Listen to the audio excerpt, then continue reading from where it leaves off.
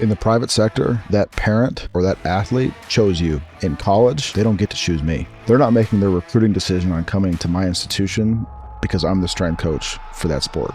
There's so many coaches that write this program. Did you try that program yet? No, it's not that hard.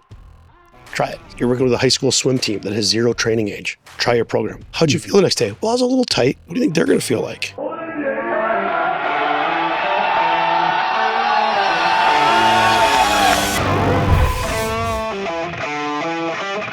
It's time to sit down, keep it real, and cut the bullshit. Welcome to Table Talk. All right. So how did you guys meet? How did we meet? Yeah. Do you want to tell the story? Yeah, no, absolutely. So I was actually an athlete, a college athlete, and Coach Silbernagel was my strength and conditioning coach. Yeah. In college. And so my recruiting visit would have been, I guess, the first time that we actually seen each other, met.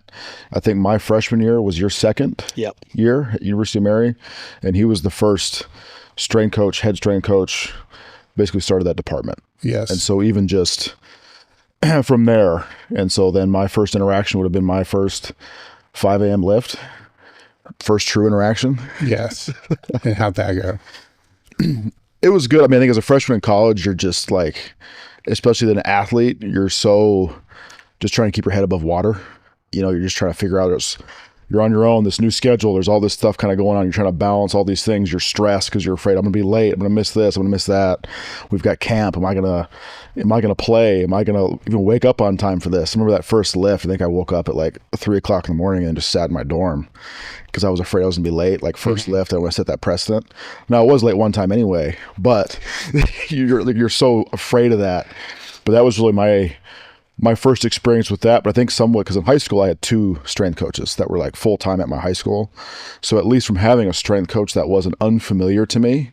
But I remember just being very excited because that was always, for me as an athlete, an average athlete, the weight room was kind of where I felt I could make up a lot of ground. Yes. And it's an area that I could really kind of stand out in a lot of ways. So at that time, were you as passionate about the weight room as you were ball? No. Okay. I was somebody that really liked the weight room that happened to play football. Yeah. Yeah. And so walk me through that mindset, right? Because we'll have most of the time that I'll have strength athletes on here, say, even if they played football in college, it was like, the weight room was the biggest thing and the football wasn't. Right. Right. Now, when football is the biggest thing and you have the weight room, you know it's necessary, right? But not really. Absolutely. Yeah. So you felt it was necessary? Yeah, it was definitely necessary. And I think at that time, because my introduction to the weight room was through sports. Yes. You know, like growing up, like first time going to the weight room was with my dad. He took me to the YMCA when I was like in middle school. We started like lifting weights together, started training together. And that was for the purpose of football. He's like, hey, you're starting to play football now. Like we need to start doing these things to get you stronger, just help develop you as an athlete. Okay. And in his mind, I think it was to be the best football player you could be. But then very shortly after that, I was like, well, I like this weightlifting thing a lot. And I like this training thing a lot. I like the environment. I like that everything is on me. I dictate how I do. This is a very internal thing for me that I really enjoyed. And sports was just kind of a way to remain exposed to it because I can't work with these strength coaches at my high school if I'm not in sports. Did you see a direct relationship with performance from the weight training? I definitely did, being I was a lineman. And so I certainly did because I was never like the most athletic kid. I think I kind of grew into myself pretty late. I don't think it was until my senior year really of high school that I even demonstrated to be much of an athlete at all. But I was always so much stronger than everybody else that I could make up a lot of things, especially being a lineman in that environment with how I played. Then I also wrestled and did track. That just being stronger than everybody else really helped me to keep above ground on a lot of things. Okay. So I'm trying to tie your story together, right? Because you're at UMary at the time, you were there a couple of years, but you had a handful of years someplace else before that? Yeah. So I started my coaching career at the University of North Dakota. And then I was at Colorado State for 6 years and then basically came back to North Dakota to start the program up at UMary. which they didn't have one. Correct. So you had to start that from scratch. Yep. And then you're part of this starting from scratch type of thing. So what, do you have like one power rack and a curl bar? we were fortunate. We had more than that. But we had basically 6 double-sided half racks and 6 platforms, 2 sets of dumbbells. But like you're dealing with a football team, right? In multiple sports, like it's not as simple as when I just left at Colorado State, right? So you couldn't just like cookie cutter take what you had and implement. You had to go, how can I be resourceful with what we have? I mean, you might remember we were doing lunges holding 45-pound plates because we didn't have enough dumbbells to actually do dumbbell lunges, right? So you're in that aspect, and then we just continued to grow. I think starting a program is kind of like trying to create a recipe from scratch.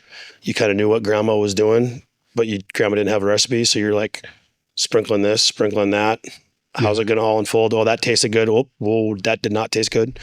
And my joke, I would have trained him much better now than I did way back then. Yeah, of course. Because the recipe's been fine tuned. Yeah.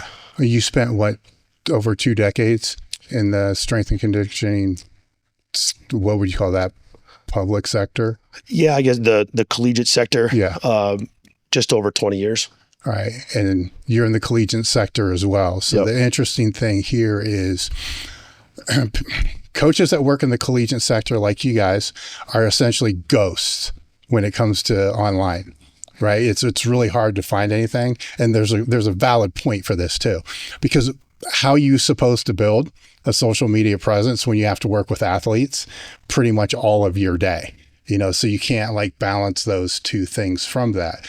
But you're in the trenches, and it's the kind of debate about, do strength coaches work with people face-to-face or online, right? Like the huge divide, between that. It's not as bad as what it was, say, 5-6 years ago, as far as the online narrative and so forth, but it is vastly different. And so that's kind of what I wanted to get into, was some of the nuance behind all that, because I'm sure you guys read material because you're always trying to increase your knowledge and so forth. You read a lot of material from people who, quote, are strength coaches, but they're not strength coach. I don't know how to define each, because to me, a strength coach is always somebody that's worked either with high school in the collegiate sector. And I come from that old school, that's a strength coach. And you remember when everybody would complain about other people saying that they were strength coaches and say, oh man, you're not a strength coach. Maybe they still should, but that's kind of like all went away. And it's vastly different, right? And so it's also different because you're in the collegiate sector, and you only have them for maybe, I want to say 3 to 4 years, but some of them you might, with NIL now, you're going to have them between 2 and maybe 6 years at the very, very most. Then it's a continuous wheel. But it's not really, because you have people coming out and people coming in. So you still have a main group that's kind of always in there. Because if you had to start over every single time, like they come in on year 1 and you get them for year 2, year 3, year 4, and there's no more year 1s, that's a different developmental plan. Correct. Right. Yep. But because you have a year 1, they move forward, then you got another year 1. And then you have this constant mess. I wanted to say clusterfuck, but you have this constant mess that you have to kind of balance, both culturally and physically. So there's 2 sides to this coin. There's how do you train the athlete, right? And then how do you train the coach, being yourself, if it's just you, because it sounds like you kind of went from that. Like you went from Colorado and there's a team of coaches, and then boom, it's like you and maybe 1 volunteer. Yeah, at the beginning, that's exactly what it was. Yeah. Yep. So there's 2 sides to this story. There's the coach and how you work and recruit the coaches that are going to be with you. And then, there's another layer. How you deal with the administration that's on top of all that as well. So that's something that the online person doesn't have to deal with at all, is you have all these different layers, right? And accountability at all those different layers. And then you have the athletes. So let's go with the athletes first because you were an athlete coming in, right? So that can kind of frame this together. So when, say he's coming in at year 2 and you've already been there for 2 years, so you're fumbling around trying to figure this program out for first couple of years or so. Then when you come in, you're still at the introductory level of what you were doing? Yeah, I mean, in some ways, I think you're introductory in terms of what you really wanted that culture to be and how you're going to create it, right? Because your coaches set the culture, but the athletes are the ones who have to uphold it. And at the same time, culture is dynamic every day. It's not like this is my culture and you didn't plant the seed and leave, right? Like you constantly have to be the one re-guiding guide rails into what your culture is trying to become and what that work ethic is going to be like. And so when Colton got there, I was still trying to navigate, right? Because initially it's easiest to do it with a hammer. Yeah. Right. And at that phase, that's probably where I was as a coach. It was, no, this is what we're going to do. Like dictatorship, not democracy. Democracy does up in the hallway. You just joined my little wonderful organization. And with their athletes, isn't that what they're used to in a way? In a way, but I think the ability to grow that, if you really want someone to buy into it, is you got to cultivate it and you got to talk about what we're trying to achieve and why, right? So, hey, here's why we're teaching you how to do a movement this way, right? Because maybe Colton came from having a high school background. A lot of my athletes didn't have a high school background. So now how do you communicate to the kid who's come in, who's knows at least some groundwork of what work is and how to perform these movements correctly versus the one who's skilled in their sport, but you say to pick up a dumbbell and they try to grab it from the top, right? Like, extreme statement. But that's kind of where I was at in it and just creating what we wanted. And so it evolved through going, okay, we're going to have our structure of how we're going to lay out our plan. We're going to have our structure in terms of we're going to time some sets, because if I'm by myself, it cannot be a free for all. So when you went there, did you go in with culture first in mind, or was culture something that because you already were coaching for a number of years, right? And you can go in and say, look, these are going to be the values. This is going to be the culture that we're going to establish. Then the training's going to kind of fit within that. Or did you go in like most coaches probably do and say, here's what the training is. Culture is just a buzzword and figure that out later? I realized real quick it didn't work. Right. So I came in with the exercises. Here's what the training is. And this was before Colton, but I remember walking in and every athlete's like, oh, all we do is squat, bench, and clean. I'm like, okay, so we're going to get some numbers, right? And see where we're at week 1. And we start doing stuff. And I'm like, stop. Like we're not cleaning. Like, throw that off the side. Okay. You said squats. Okay. We got to squats. And I'm like, every kid looked different. We're grabbing the bar different. Squat heights are different. I'm like, nope, never mind. Well, bench. We can't squat bench. Nope. So the first day I thought we were going to go through week 1 of like evals. Yeah. And after week 1, I came home and looked at my wife and I poured a shot and took a couple, and I don't drink normally. And she looked at me, she goes, what's wrong? I'm like, I don't know what I got into. Right. So the exercise thought process I found out real quick was not going to be the way to start. So by the time Colton got there year 2, year 3, we were already into hey, we have to have the right mindset. We have to know what it's like to train. Right. And how to attack a workout. And that got fine tuned as years went on, but it really switched. We still didn't have stuff up on the walls. We were still trying to figure out what we were trying to do, but it had to be the atmosphere that we had. Like he said, freaking out about not being late because there was consequences. Like, number 1, we're preparing you for life. Right. So you might come in and think, oh, we're trying to get better at football, et cetera. No, I'm trying to prepare you for when you do leave here. So how does that resonate with a freshman coming in? Right. I mean, do you really give a fuck about life at that point? Well, no, I mean, you're so wrapped up in that day, that moment, like what you're going to do this weekend, like your whole perspective and your ego structure is wrapped up in these things that are so much more micro than that and it's tough because I mean, and like to his point, every athlete that comes into that weight room when it's their first time, their perspective or their interpretation of what they feel about this environment, if they've even been in it, is going to be so different. And so you can have the program laid out and it can make great sense, but you have to then get them to actually participate in it, believe in it, and execute it. And so that's where that cultural establishment. So young coaches, I think, focus a lot on just, the kind of the X's and O's, as you should, kind of the technical, tactical aspects. It's okay. Now you're no longer an intern. Now you got to go and you actually got to get a group of athletes that probably don't care that much about the weight room to execute this.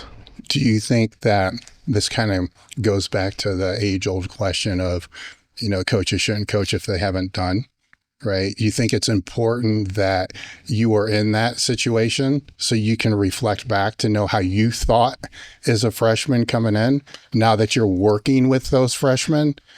Because there were coaches, probably him, telling you things, giving you advice and all this other stuff. I call it being on the other side of the table. Yep. Right. And you're kind of listening, but you're kind of not. Part of you's thinking, you know what, dude, you never fucking played at the level I'm playing at. You're not as strong as what I am. I'm stronger than you now. I'm stronger than you ever were.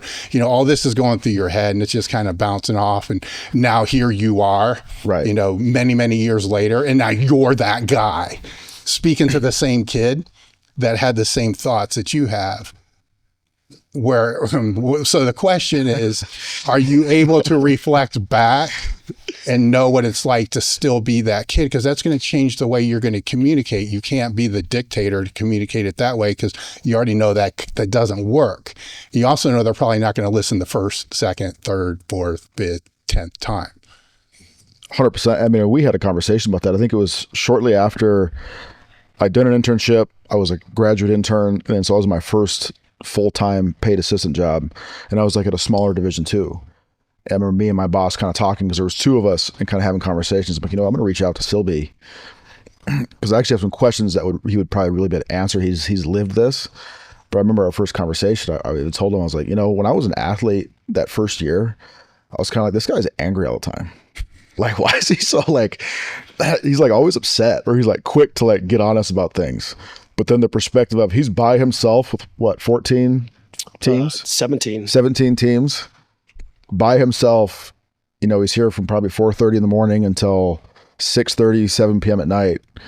It's like two. And it's like, well, yeah, no wonder why he had a low tolerance for my nonsense at 5 o'clock in the morning. Yeah. When I'm like not wanting to do things or do something the way he wants it done because I think I know better. Mm-hmm. So yeah, no wonder. And then being in that position again, it was like I couldn't help but laugh. And I told him, I was like, yeah, I understand you and just how you had to do things so much better now, being on this opposite side of the table. Mm-hmm. And knowing that I was somewhat of a difficult athlete because I thought I knew more than I actually did. Is that because you've been several different places over the last 5 years, 6 years or so? Is that the same mindset today that they have coming in now? I think that's almost more rare now, because I get athletes with a much less training age in regards to weight room experience. And so I think now it's just starting at a level that is so rudimentary and standard, and even to like them not even knowing kind of just basic terminology for things. I mean, I was at an institution where I was kind of explaining things, kind of breaking some things down. I was like, okay, guys, so grab the Olympic barbell, put it across the safeties, get to your racks, and then I'm going to kind of take you to this next thing. And I kind of turned around, and it's like, you turn around, you kind of walk away, and you feel that there's nothing going on behind me right now. Like no one's moving. Mm-hmm. And I turn around, I'm like, guys, what's going on? Like, so which one? The barbell. Like, which one is that? Like one kid's over there grabbing a dumbbell. Other kids over here just kind of standing around. I'm like, oh, wow. Like, so what I even thought was the entry level or just a basic understanding, I kind of just took for granted you would just know what that is, mm-hmm. isn't even there. So and I'd say that's more common now. Way peeled back. I've had people tell me, just with like YouTube instructional videos and stuff like that, to keep in mind, most people watching the video don't know to grab a dumbbell in the middle of the dumbbell. Yep. And you're like, really, it's like, I seriously need to make a video on that, and it's like a head rolling, but this is like even a step lower than that, because that assumes they know what the dumbbell is. Yeah. We're going to be talking about sheets. I mean, the amount of times you probably heard black shit, white paper. Like the kids had programs to follow. And how many reps? What's my weight? I'm like, I'm going to start printing white on white just so you guys have an excuse. Yeah. I'm like, top to bottom, left to right. It's not that hard. But you have to look at it. Yeah. So which sheet's mine? The one with your name on it? It does make you realize the things that we take for granted day to day, because we're in it all the time, right? Where anything from how to hold the dumbbell to how to even load the bar. Like, hey, here's one. Don't unload 4 45-pound plates when your partner's not paying attention. And now we have this phenomenal flying implement through the facility. And then to Colton's point, and PTSD here, I'm getting fired up, is you wonder why I get mad? Because someone almost got decapitated because a bar came flying through with a ton of velocity because you didn't realize that taking off all that weight on one side would leave an issue on the other side. So it's going back to your earlier statement, like I thought everything was going to be X's and O's.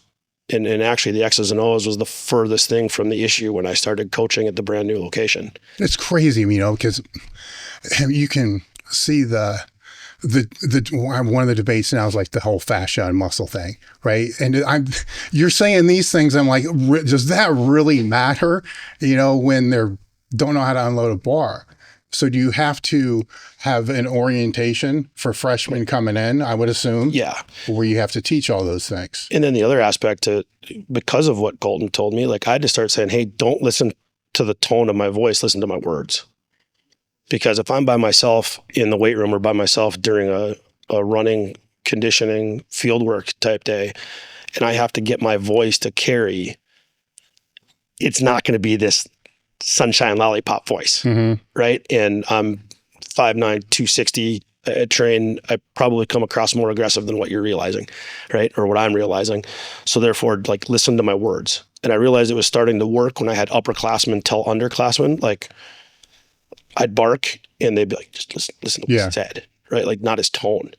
But I had to start teaching everything because that was when we starting to get some traction and some headway as to how the program could get evolved and could get better from an X's and O's standpoint, is once they understood all that stuff. Yeah. So this would be exactly the same if it's a high school coach that's listening. It's the same, because you're getting a lot of these athletes that have never done anything in the weight room at all. So this is going to be fun, because the question I would ask you, like, if you could go back and do that all again, like mentor yourself, how would you do that? But I don't have to do that because I can just ask him, what advice did he give you when you decided to pursue this as a profession? And I think it was just that. It was, you need to almost like vet and orient all these kids up front right away. And you cannot project your understanding or knowledge or make any assumptions as to what they know. Because it's how has that evolved over far time? Less. How do you do that? That's where that first day, and I remember like my first wilds. Right. Well, it's like I remember my first day, I had like this program laid out, and my first team as a full-time assistant, first session. And I remember I had this thing laid out, and I found myself talking basically for 45 minutes. And we got like maybe a third or a fourth of this done. And even in my mind, I'm like, man, like, this needs to be better. But at the same time, how necessary was it? Because otherwise, maybe we would have got it all done, but it would have been just inefficient, useless work. Yeah. Dave Tate here from Elite FTS to talk to you about bands. We've been a supplier of bands for almost 2 decades now. So I've known my way around the band landscape. When I'm talking about bands, I'm talking about floss bands, long bands, short bands, bands you can use for resistance training, mobility training, body weight training, and flossing. One of our most popular bands, or actually our most popular bands, are the long bands. The long bands are typically used the most with squats, bench presses. Our floss bands are bands that you wrap around the joint to be able to help with mobility, circulation. And the short bands are designed for shorter range movements, bench press, deadlifts, and a lot of times people will use them with resistance machines to help accommodate the strength resistance curve. Head over to elitefts.com and look for bands in the toolbar or blowout menu. And so really just understand right there, right then was, okay, whatever I think I'm going to be able to get done, realistically, I probably almost got to cut that down in half, and I might get that done. And just be patient and allow, because the progress is going to happen. With how low of a training age that we're getting these kids in when they come in, the progress is going to happen. And you have the benefit of time and exposure. So allow that to happen and understand that really anything you're going to do with them is still going to move the needle in a direction, so long as you're continuing along that line. Yeah. I mean, the main rocks, consistency and showing up. Yeah. That's taken care of, or they don't play their sport. Right. So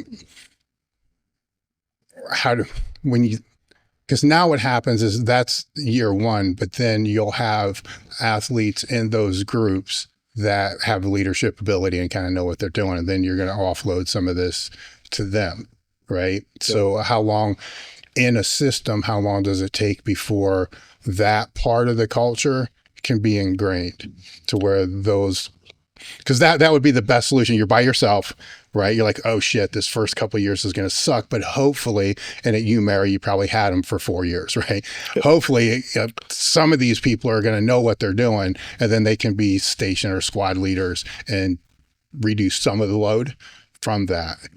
How is it about 2 years for that? No, I started laughing. I said it took 8. 8. And I say that because the first couple times people will always fall back to their level, right? So if you had a junior who didn't have like in my situation, didn't have a strength coach for their first 2 years, but had someone as a junior and senior, until they truly grasped it, they were out. But no, the next group came up, and maybe 8 might be exaggerating, but it became self-sufficient by 8, right? To where all that leadership stuff, like things that I barked at him about, I didn't have to, because that was already being done care of before we stepped on the field. Like we had a new kid come this summer, you'd see the upperclassmen, like, okay, stand behind the line. This is what you do. Don't do this. All of these things. So I didn't even have to do the orientation piece at that aspect because the leadership was already taking it over. I think there's another component of that though, like as my staff grew, things actually got harder, not easier. Because every time a staff member came in, you had to make sure that they understood. And I had some seniors that knew more than my first year GA in terms of what we were trying to establish. Because now you're breaking it up as well, right? Like I don't have 17 teams. I now have 5 teams or whatever else. And you're hoping everyone else, because if that culture isn't across the board, then you start getting sports going, well, they have different treatment and they got different treatment. And so trying to make sure that everything was always at the level that we wanted is why I say as long as it did. So how does that work when you're in an industry where you're fortunate to be able to stay at the same place for as long as you did? You know, the average strength coach is going to keep their position for 2, maybe 4 years, you know, unless they're a very small school, right? But they're not going to make shit. You know, so the very small school where they don't make shit, or they're in a very fortunate position at a bigger school. You might have the 8 years, but you don't know you have the 8 years. It's really more like, so how do you navigate that just as a coach? You try to make it as consistent as you can, right? Like obviously I've never planned for my next move. It just happened, and now I'm in a private type setting where I'm overseeing coaches in the high school and college. But it's understanding like, what do I need to do to get it there, right? Like the constant goal is, can I be better tomorrow than I was today? And that's an adage that I use with my athletes when it comes to training, but also I'd say to a coach when it comes to creating what they're trying to create. It's easy after a bad day. Like I screwed up today. I talked for 45 minutes. Right, I had diarrhea in the mouth. It didn't go very well, or my programming was bad. Tomorrow can be a very easy day. But if I crush today, how can I make tomorrow better than a positive day? Right. So it's just constantly trying to move that needle forward in terms of trying to get those leaders to understand. We change the terminologies. When you're up, you worry about yourself. When you're not up, you worry about a teammate. Right. Because I wanted mini coaches at every rack, not just a squad leader per se, but if a freshman could understand by the time January came, right, this might better answer the question. Like if you came in, your son trained with me, your daughter trained with me, by the time Christmas came, I wanted you to come back and go, man, I really can't tell who's who in the room. Maybe by weight on the bar, but technically they're looking the same. The way the system's running looks the same. The way they care about each other, engage with each other looks the same. That's my goal, because that's when everybody starts integrating with the system. So in some ways, as soon as 6 months to get it that way. But then there's so many other variables. Like we talked earlier, like how you doing, right? And you're like, good, bad, good type deal. Well, it's the same thing. Then it turns into, well, how long has your sport coach been there? if you continually have turnover with a support coach, that's going to affect your culture in your weight room, whether you want to or not. Are they bought into what you're trying to do? Are you guys in line with each other? What about sports medicine and athletic trainer? Did they communicate? Do you know how you're going to work around everything? Are you fortunate enough to have sports psychology, nutrition, things like that? Or do you have to wear multiple hats like I did at times, to where you're trying to help give them the stuff that we maybe didn't have the resources for? So when I say the 8 years, I think I'm probably encompassing all of that stuff into one, where if you're looking just weight room, I'd probably say my goal is by the end of the fall semester, someone should be able to walk in technically and see that the system's running, right? So if we're just talking this, just a strength and conditioning coach, Colt made a very, very valid point that I think a lot of people overlook. The adaptations are going to happen. They're newbies in the weight room. They're going to happen even if it's if it's a very poorly put together program that's not severely overreaching that they can't make it to practice, those are going to happen. So then with that kind of, in a way, taking care of itself, what are the main pillars that the strength and conditioning coach has to build around that? Because if that takes care of itself, there's going to be a point where that's not. Right. After a couple of years, you're going to have to be a little more strategic with the training because the newbie gains are going to go away.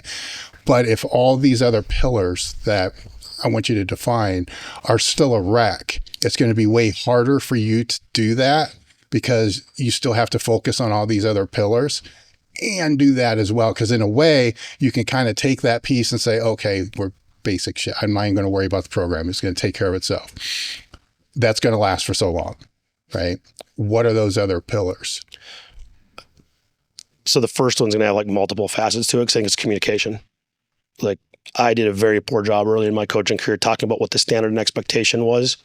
Clear cut, right? Everyone wants to know what they're doing and how they're, like, good job, bad job, even though most people don't want the bad job stuff. But can you define what the standard is that we're going to say this is an okay day? Might not be a great day, but it's not going to be an awful day. Like, you should have, your worst day should look like this. And once we started describing that, right, whether it be showing up on time, wearing the right attire, communicating if you are running late or if you are sick, because I mean, we have technology now that allows us to communicate better than ever before, but yet we don't do it, right? And then getting them to understand the why of those standards, right? Like, we're always going to have a spotter. Why? Because they do want to know the whys. Right? Well, why does it matter if I fill out my sheet or not? Well, if you don't, I can't help regulate what you're doing. You know, the reps, the sets, the volume, all the X's and O's stuff that we know will work, trying to educate them on that. What's it like to be a good teammate? Right? It's not just good job. Like, the amount of times that I've told athletes, like, stop saying good job. They look at me and I'm like, good job what? Good job keeping your eyes up. Good job squeezing the bar. Good job finishing your pull on that clean, right? Like, find something to direct them into that aspect. So I think communication for me was number one. The other one is, can you organize the flow of what the room needs to look like? Because every room is going to be different. To me, it really became efficiency, and it became even bigger when COVID hit. It made me feel good about how I had the room set up. We essentially built it to where we had 12 of everything. We had power blocks before a lot of places had power blocks, because in a small 3,000 square foot room and you're trying to fit, 36 to 48 people in at the same time, we couldn't move back and forth, right? So you had to get creative, right? You may have actually done partner negative glute hams on the floor with no padding, because I said they were soft, right? But we were going to get glute hams in. It wasn't eliminate the exercise, right? Finding how that flow is going to matter. Because if the flow stinks and an hour workout takes 75, but you got a group waiting in the hallway trying to get in, that doesn't work, right? So communication, flow would be my top two. I think number three is allowing that slow play to happen while still wanting it to be sped up. My boss at Colorado State at the time, when I got there, I came from a very slow cooked process place, right? Like, get to Colorado State and he's like, we don't have the time to slow cook. Like, you've got to pressure cook. Like, we don't want to hurt the individual, et cetera, but you can't, like, I'm not paying you to stand in the corner and nod. Like, you got to be a little bit more proactive. So I think having a coaching system in place to where your coaches know what are the big blocks, right? When do you talk? When do you not talk? I think it's Daniel Coyle's book, The Talent Code, talks about myelin sheath, getting built around so the synapse fires better and not over coaching at the same time. So can you be quiet? Give 1 to 2 cues and keywords and then move on. And then the one that I don't think young coaches learn, like, call people,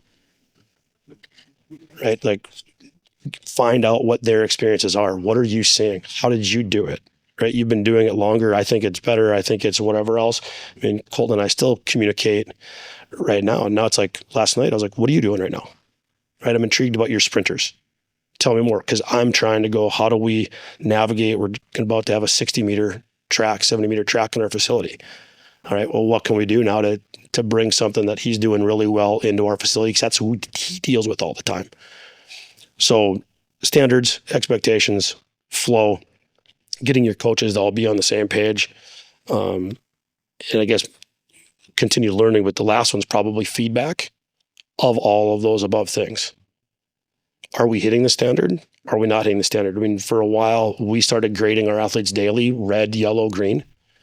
And it was kind of like playing pinochle. I don't know if you've ever played that, but like there's a trump card. So the reds were always trump cards. Like you could have the greatest day. You could have gone up in weight. You could have been a positive teammate. You didn't fill out your sheet. You're a red. And you're a red 1 because that's what not filling out your sheet was. Mm-hmm. And then we kept data. So when coaches wanted metrics and they're like, oh, I think, Colton's a phenomenal leader. And I'm like, I don't think so. He's like, no, he's crushing it. And I'm like, okay, here's the whole semester. You're right. He's phenomenal in the weight room. Here's all his improvements.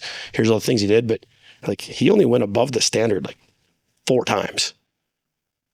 He didn't go below it, but like, he's just kind of a show up and do work guy, which there's nothing wrong with that. But I think you, coach, are maybe seeing something different than I am, but here's where we're at. And that allowed us to have conversations post-season, post-year with these athletes about what we were looking for, where we started posting them up and they'd come in. Their team was the only one that got to see it, but they came in, they'd instantly start looking. Now there's also kids that made fun of it, right? But those were the kids that when you're talking with the coach, you're like, yeah, we'll see if they get where they want to go long-term.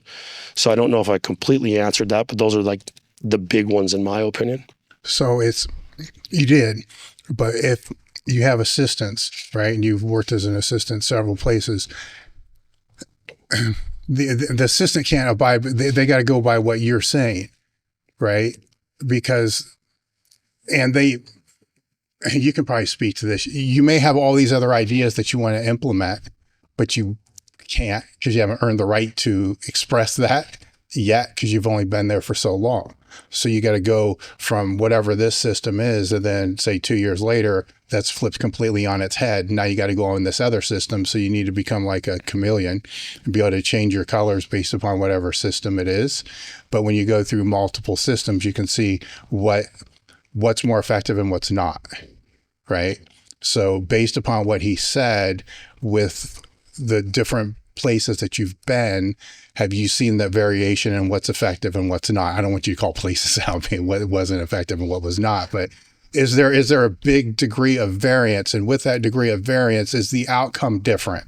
I guess is the question that I'm asking, because it can be vastly different, but yet produce the same outcome, or it can be vastly different and these things here always produce a crappy outcome. Mm-hmm. And I think the biggest thing to everything that Coach just said too was that standard that you decide to set, now you need to hold it. Because you can set all these precedents, you can create these rules, you can create these expectations, but that's also on you yourself to hold it and hold it consistently. And no one being exempt from that. Just because you might be more productive than this individual, you're in the same team, same sport, whatever, you're a starter, you're an All-American, you're All-Conference, you're maybe more of a walk-on kind of guy. I'm going to get on you for the exact same things. It doesn't matter. The expectation is the exact same. And it is consistency. And I think where you see a flaw that I've seen is, well, they're really talented. So, that's just them. Mm-hmm. It's like, no, you don't get a free pass, because we're also now not really pushing that individual. Because if you ask that individual, what do you want to get out of this experience, out of being an athlete here at this institution? I don't think I've ever heard any of them say, well, I'm just kind of here to kill some time. It's always, I want to accomplish this, or I want to be great. I want to be the best. Okay, well, is what you are doing right now in alignment with that? Because I'm holding you to the expectation that that's still what you want. If it's not, you need to tell me and be honest. And these are conversations I think you have to have. Because if that's no longer your goal, your objective, your aim, okay, fine. Then I will hold you to a lesser standard. Not really, but I'm going to say that to you. Mm-hmm. But like, I'm holding you accountable to what you told me you wanted. I think that goes same thing for staff, right? Because for me, overseeing a staff, it's the same thing. Like, where do you want to go? Right? When I had graduate assistants, it was, well, I want to be a full-time coach, or I want to be a D1 coach. Well, sweet, I've been there. These are the things that need to be done, right? In terms of staff giving feedback, creating an environment that behind closed doors, we can disagree, but once we get out of the doors, we all agree, right? Like, they can't see a fraction between it. And I think you can't speak to this yet. You will. As you get older, there's the disconnect anyhow. So the younger coach is instantly going to have people gravitate towards them, right? Because now I'm more of a dad, which good, I am one, right? Like, so can you make your staff diverse enough to hit all of the different buckets in the room while still moving it forward, while still trying to grow them as a coach, right? Freedom within structure to where they can have some autonomy to grow as individuals while still holding the overall standard that we want. I've never wanted to create mini-me's. I've wanted to make people who are authentically themselves. And in that process though, like, here are your guide rails. It's almost like bowling with the bumper rails up, right? I'm just not gonna let you go in the gutter, but go ahead and let that thing slide. And there's sometimes as a mentor and boss, you might hear things and be like, yeah, that ain't gonna work, but no one's gonna get hurt. The result's gonna still be the same. So we're just gonna let that slide and we'll circle back when it's done and you can tell me how it didn't work. Versus, no, that's actually really bad and the result's going to be really bad. And even though you need to learn from the experience, we're not gonna learn from that one. I've made that one, don't do that one. And I think that's how you grow that young coach to also do what you're striving to do as the guy running the ship, but also allowing them to have some autonomy in who they are. So for us, it was, we're going to use the same terminology. Number one, easiest one out of the bat, because that way, if I was covering for you, you're covering for me, at least the athlete's not confused. Right? Yeah. And then allowing, okay, these are the non-negotiable standards that we're going to have, right? The showing up on time, the communication, this doesn't change. If you want to add some to that, you don't want your team to wear earrings, fine. You don't want your team to wear cutoffs, like things of that nature, but allowing your staff to still be authentically themselves while growing within something bigger than themselves, right? And that goes back to leading by example, because we tell all the athletes it's bigger than you, right?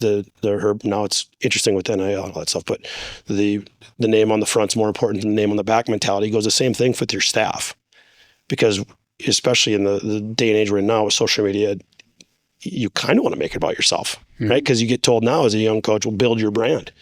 And what's your brand? And the athlete's building their brand. So to build off of what he said with the athlete, I think you do the same thing with your coaches and your staff as you're going, because now you're getting people from everywhere. When I first started, it was a GA, right? And you can kind of help mold them in the direction you want to go, because they don't know shit when they get there anyhow. They think they do, they don't. Where now in my role, where you're hiring people from the outside who have some experience and their experiences are all different. How do we guide them, but at the same time, let them bring their uniqueness to the facility, to the school that they're at, while still realizing there's an overarching theme and message that we're trying to deliver. Well, as you're mentoring these coaches, it's kind of like any profession, right? So they'll come in and they love training athletes, but they want to be the head strength and conditioning coach at a big school, which is essentially not training athletes when you get to that point, because that's just the way the position is and evolves, because it becomes managing the coaches and, communication and all the other things, where the assistants are actually doing the work that they really, really want to do, that they love to do, right? So how many of the this is what I wonder, it's just a global question. How many strength and conditioning coaches go in because they love working with and training the athletes, right? The first awakening is they love it, but they didn't know they were supposed to love it from 4 a.m. until 9 p.m. every single day of the week. So that's like the first main. But then the second one is they realize if I move to this next level, I'm not doing what I like to do. I actually don't like any of that stuff. I don't want to do any of that stuff, but I can't progress in this field unless I move into this whole other, it is a different career, you know, a whole different career path to be able to do that. So it's with your mentoring of that and how you're navigating this, how do you go about helping them navigate that? Because it may be a point to where, you know what, this sector's not for me. I'm going to go private sector because then I can really do what I want to do and not have to worry about all this other stuff that has to be done. And it has to be done for the whole system to work. I think number one, just communicating that with them. Like, what do you really enjoy? And I've had some of these conversations with my staff. Like, what is your definition of growth? Is it just the dollar amount? Because if it's just the dollar amount, you're never going to be happy. There's never enough. I'm sorry. I don't care what you do. We all want more. Mm-hmm. So what's going to fill that other cup? Like for me, as I've gone, I still love coaching athletes, but it's actually now kind of fun coaching coaches because they're all having the impact. Like proud moment, former athlete doing great things, right? Like win, can sit at home and smile. But at the same time, like, man, I'd kind of like to coach all day like that again. But it's knowing that if those who've done it don't communicate and give back, the profession doesn't move forward. Right? It becomes this washing machine, so to speak, of the same things over and over again, which we see. So when I'm talking to my staff going, okay, instead of the 3 to 5 year plan, going, what makes you happy within this current role? If you want to go to the next role, do you realize these things get added to it? Less of that, more of this. And I've had the opposite. I've had kids like, I really loved, the budget side, and I really liked ordering stuff. And I really, I thought it was great communicating with sports medicine or the coaching staff. Okay, well then maybe this route actually isn't a bad one for you. And on the flip side going, do you know what that all means? Right? Do you know that next step and whether it's stability, whether it's lack of stability, whether it's commitment of time and travel, right? Well, you're picking a sport where football has 6 away games plus a bowl game. You're picking a sport like basketball where in that conference, they're leaving Wednesday and getting back Saturday. Does your significant other okay with that? If you have one, how's that going to work when you want to take the next step of your life in terms of family, et cetera? One thing I never thought of, Dave, is what's the end game? So now I try to bring that up with coaches. Like, because at a point in time, there's an end game to what we do. Right? Like you're not going to demo the way you used to demo. Like I will argue when he was my freshman, I was still stronger than him at that time. I don't know about now anymore, but right. Like you've got to think of what's the end game to this as you continue to move on through your career. And are you thinking about it? Because that's got to be something that we stop living just where our feet are at and evolve beyond. Or if it's someone like, hey, your communication skills aren't good. Here's a couple people that are really good at communication skills that you need to start reaching out to. Go to their courses, do their stuff. Or, hey, you do a great job of copying what I do, but you can't really explain it very well. Like you got to get into the science a little bit more because you are very charismatic on the floor. You know how to talk to people. Man, you do the best recruiting spiel I've ever seen. I kind of want to go play for you. But these are your soft spots. So I think, in my opinion, and what I try to do is show them all the things of maybe the blind spots I saw with every job, right? I thought every job I was going to take was going to be this awesome thing. And then as you go through, you're like, ooh, I never thought of that. I never thought of this. And now you have to navigate it as it goes. So can I tell these guys what those things are? And then they got to make their own choices. And I think it's educating coaches on what that end game is. Because with every step and having a clear picture of it in their head, because every step you take up, the classical path is like intern, GA, maybe entry-level assistant at a smaller school, maybe go to assistant at a bigger school, maybe you end up being a head or a director somewhere else. There's also more responsibility that comes with all of that. And as an intern, it's easy to be like, well, I'm ready for this next thing. I'm ready for the GA position. I'm ready for that entry-level position. I'm ready for whatever it is. It's okay. Well, understand once you're an intern, you're probably not going to be an intern again. And so make sure you're taking this time to develop and actually understand what it is you need to do and know to be ready for this next one. Everybody wants the title, but there's responsibility that comes with that too. So you got to wear it. If one of my interns makes a mistake, it's not, oh, John the intern made a mistake. It's Colton's intern made a mistake. Colton, what are you doing to rectify that? and making sure they have a clear picture. Because like to your point too, as you climb that ladder, there's also more administrative responsibility that comes with it.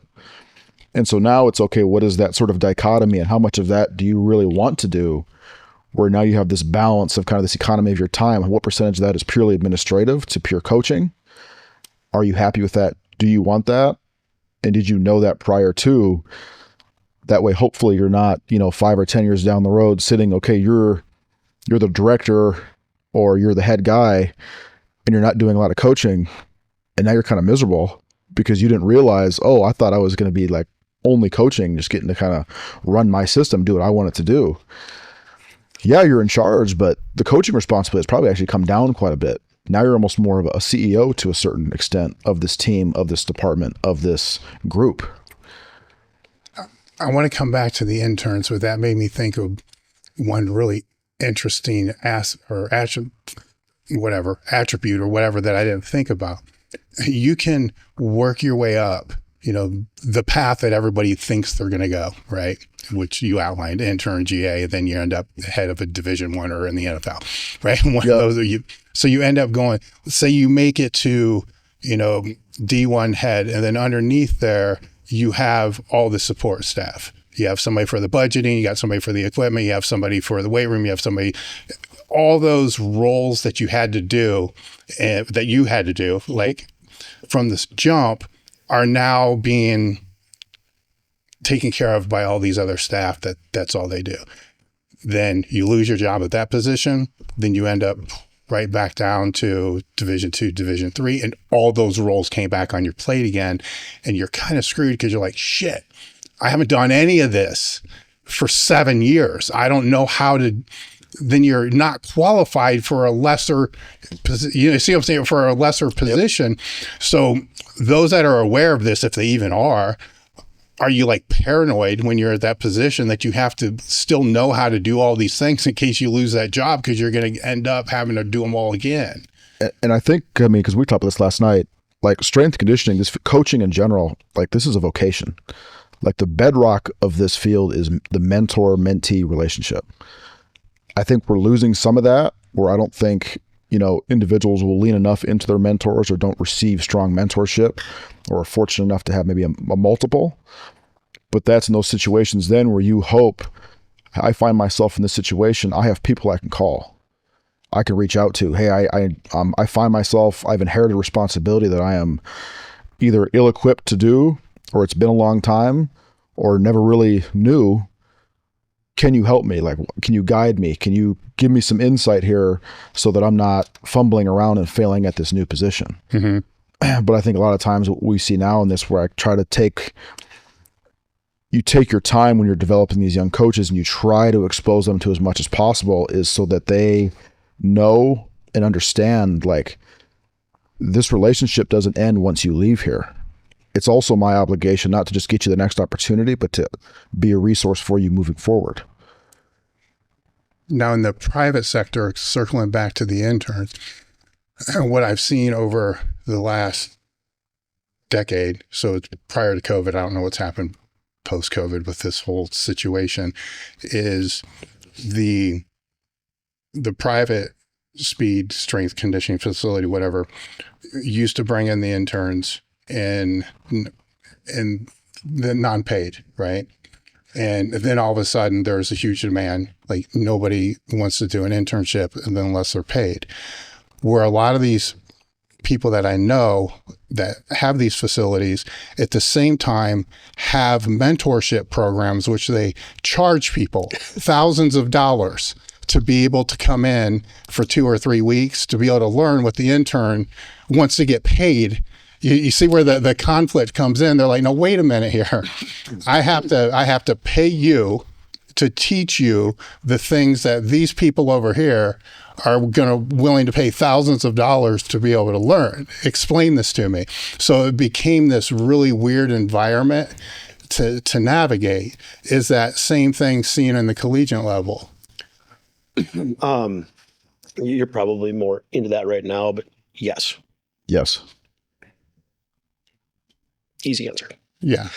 So how does a coach navigate that?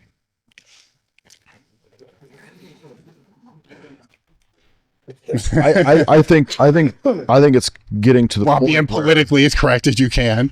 well, right, but I also think it's getting to the point now where the pool you're drawing from interns that you will want to bring on, I think, is greatly reduced. I think even though like the field's become more saturated, but sort of the pool you're drawing from for those getting your foot in the door, very entry level type positions has shrunk. Really? Because, well, I mean, I have my bachelor's degree and I'm certified. Why should I work for free? You know, or why am I not getting paid for this? I've gone through all this education. Yeah. And not like those were barriers to then get you this next opportunity to really kind of begin now the true work, which is kind of this understanding the actual environment you're going to be in and like what actually works and getting into this. And so I think a lot of times you can't rely on having a set amount of interns nearly as much as I think you once were able to. I think the view on that has kind of, like you said, like they all think they should be getting paid immediately and just like up front. Well, a lot of the coaches I've spoken to with this same topic don't want to deal with the interns because they have to show them all the incidental crap too. You know, like where the cones are, where all this, how to set the shit up. And all that takes time away from the staff, that should be working with the athletes, but they can't work with the athletes because they got to show the intern how to do these things. And by the time they get brought up to speed, the semester's over and they're gone. And it's just this rotating wheel of they're getting no value out of what the interns bring, which creates even more frustration because like, why pay the person that it's not creating value? It's actually lowering the value because it's pulling support staff to be able to help work with them, right? This is different than a graduate assistant, right? Right. The graduate assistant, that's for credit. Yep. And you're probably receiving some sort of compensation or stipend, schools being partially or entirely paid for. There's some other sort of incentives that come with that. But then again, with that, you also need to be able to come in and take teams. As an intern, you're not going to come in and we're not giving you a team. We're preparing you for this next thing. And so you're not qualified yet. All right. So I'll pose this question out then because I've given this advice to graduating seniors just in other professions. They're really passionate about a certain thing and they're not getting hits on jobs and all this other stuff. My advice is find the company that you want to work for the most, right? And go volunteer your time, right? Work basically for free. And if you work, if you're passionate about it and you're skilled on this, who's going to not say yes? Right. In university, maybe there's compliance issues and shit like that, but who's going to not say yes? And then over that period of time, whatever your pay would be, demonstrate that you're worth that pay, right? Whatever that is. So if they're selling a widget X and they make X amount of money on widget X, and this is the profit, what you've done over this 6 months working as a volunteer has brought more than what it would cost to pay you. Now, if it's brought less, you're fucked, right? You can't, but it's, I think that's solid advice, but nobody ever takes it. Yeah. Right. And it's like, okay, then the person that does is going to leapfrog over everybody else, I would think. What's that fear of betting on yourself? Right? Like no one wants to go outside and actually do it. Those who do end up being very successful because they're driven. They're going to show you, like, gotta be careful how I word it. Like my statement was, if I get an on-campus interview or I got an in-person interview, it's my job. It's not always going to happen, but that's the approach. We've now got more of a fear-led approach. Well, what if they don't like me? What if I can't do the job? Right? So getting that mindset to shift, I think, is the biggest challenge because as an adjunct professor, even like they're so used to getting pre-tests and everything's kind of been laid out for them to where if you fail, you can just circle back around and redo it.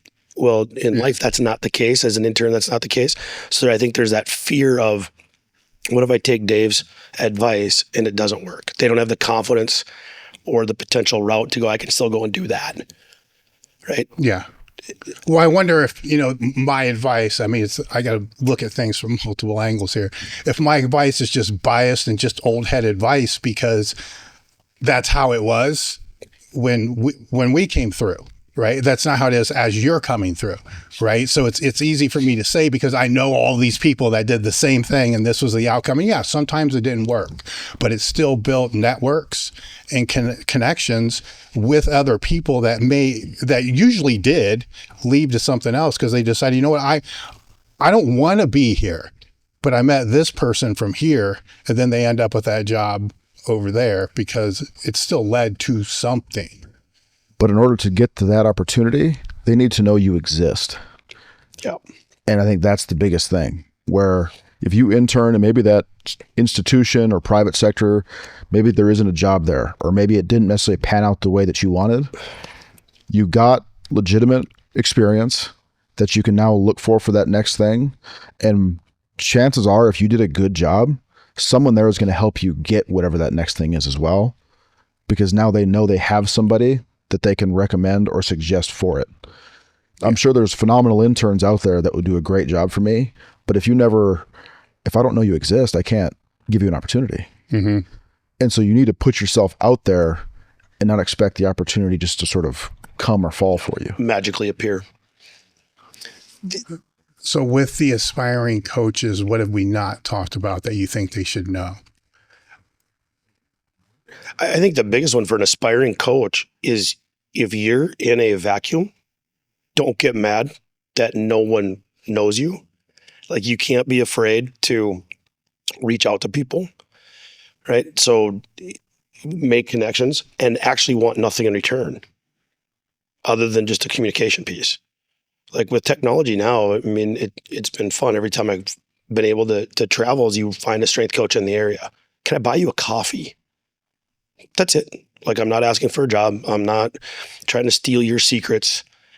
Face to face, can we grab a coffee? Can I take you out to lunch? Can you show me the facility? Thanks. Right? We're not doing enough of just like, how do I build a network anymore? And there's a give and take, right? But a young coach has to be willing to put themselves out. And for every email you don't get a response on, the next one you might get two, right? Use your social media presence. Beware of what you're putting on social media as well, right? Like, if you're holding a shot glass as your social media picture and I'm trying to have you work with athletes or even little kids, et cetera, like, realize that you're putting out a persona.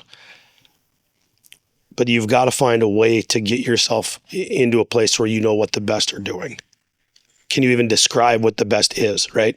Yeah, but when you're speaking about this side of the strength and conditioning, most of the coaches are, as I noted with you guys, like ghosts when it comes to online, right? Maybe they're there, maybe there's a profile, but there's very little being posted for the reasons that you're talking about, because everything can be twisted and all that.